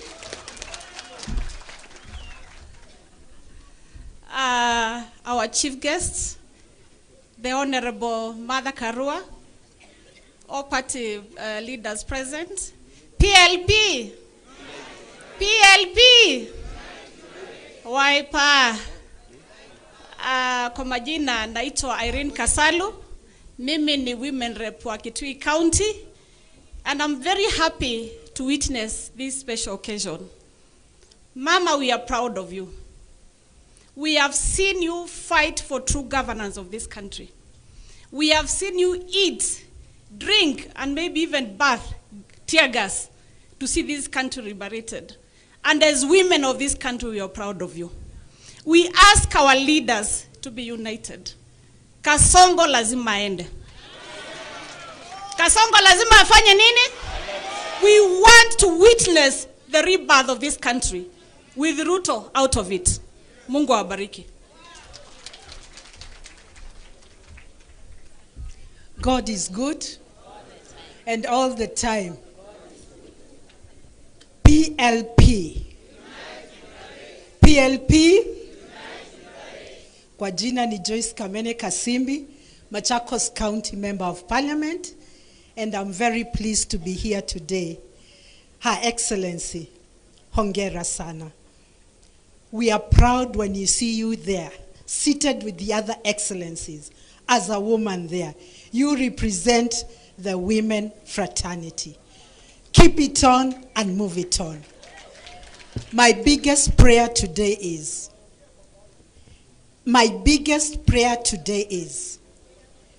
may we for once truly liberate this country. May we come together with that sincere purpose of liberating this country. Let it not be every time we change, we name our parties, and the same mistakes are repeated. Let us go on our knees. Let us unite. I am sure this time round, Kenyans come 2027 with the unity of these excellencies and the GNZs, Kenyans will be proud. Asanteni sana na Mungu awabariki. Thank you. Asante sana Mheshimiwa Kamene. Other members are streaming in. After further consultations, we have agreed that all members of parliament that are here, tuje hapa pamoja, because at the end of the day, we also want a photo together. Tuonyeshe that we are moving this journey, walking this journey together. So all other members of parliament, tafadhali muje hapa, and the ones who have spoken, please remain up here so that we move together. Mheshimiwa, karibu useme. Asante. To the excellencies, Honorable Dr. Kalonzo Musyoka, Dr. Stephen Kalonzo Musyoka, all protocol observed. Let me first say that as members of parliament from whatever fraternity, we are ready to join with other leaders to liberate this country. I'm the member of parliament from Kilome constituency, and my urge and my plea is that for us to liberate this country, we must join together and think from the same script. That is the only way we are going to make Kenya a great nation. Your Excellency Rikinji and Honorable Kalonzo Musyoka, Mother Karua and Eugene Wamal, you have no choice but to stick together to liberate this country. Members of parliament and the senators from the entire nation, our word will be one. We will look for liters and liters of soap and glue to make you stick together to liberate this country. May God bless you.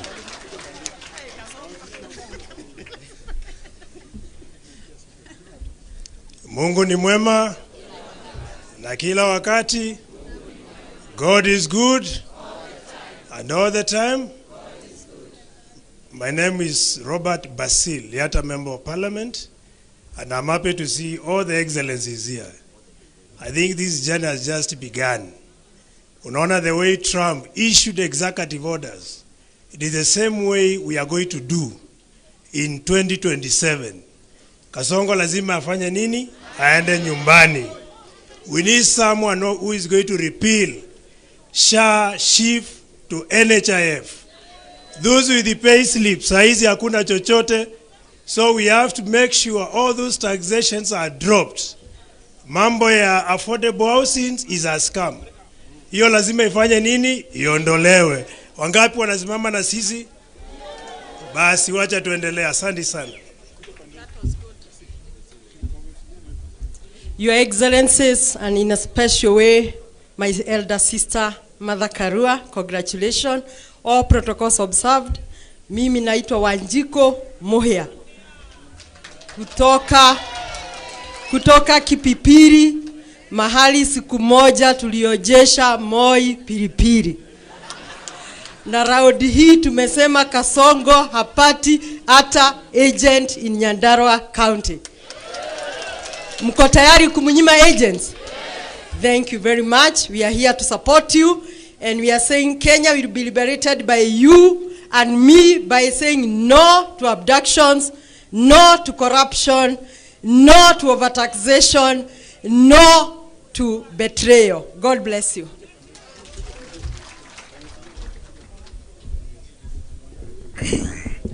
Your Excellency, the party leader for PLP, Your Excellencies present, members of the PLP party.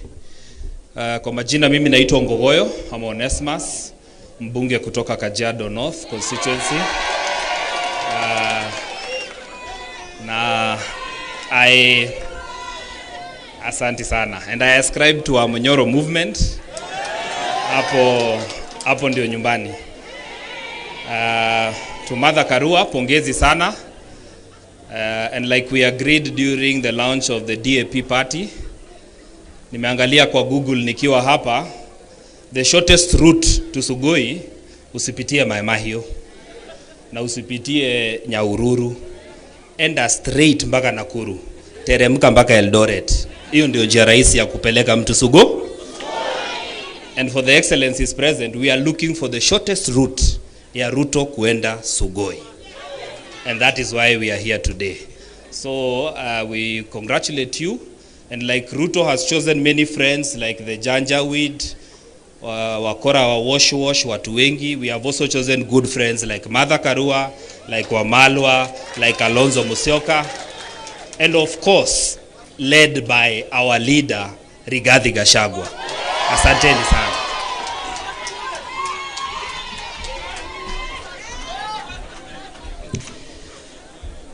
Your Excellencies, our Iron Lady, Mother Wangari Karua. PLP.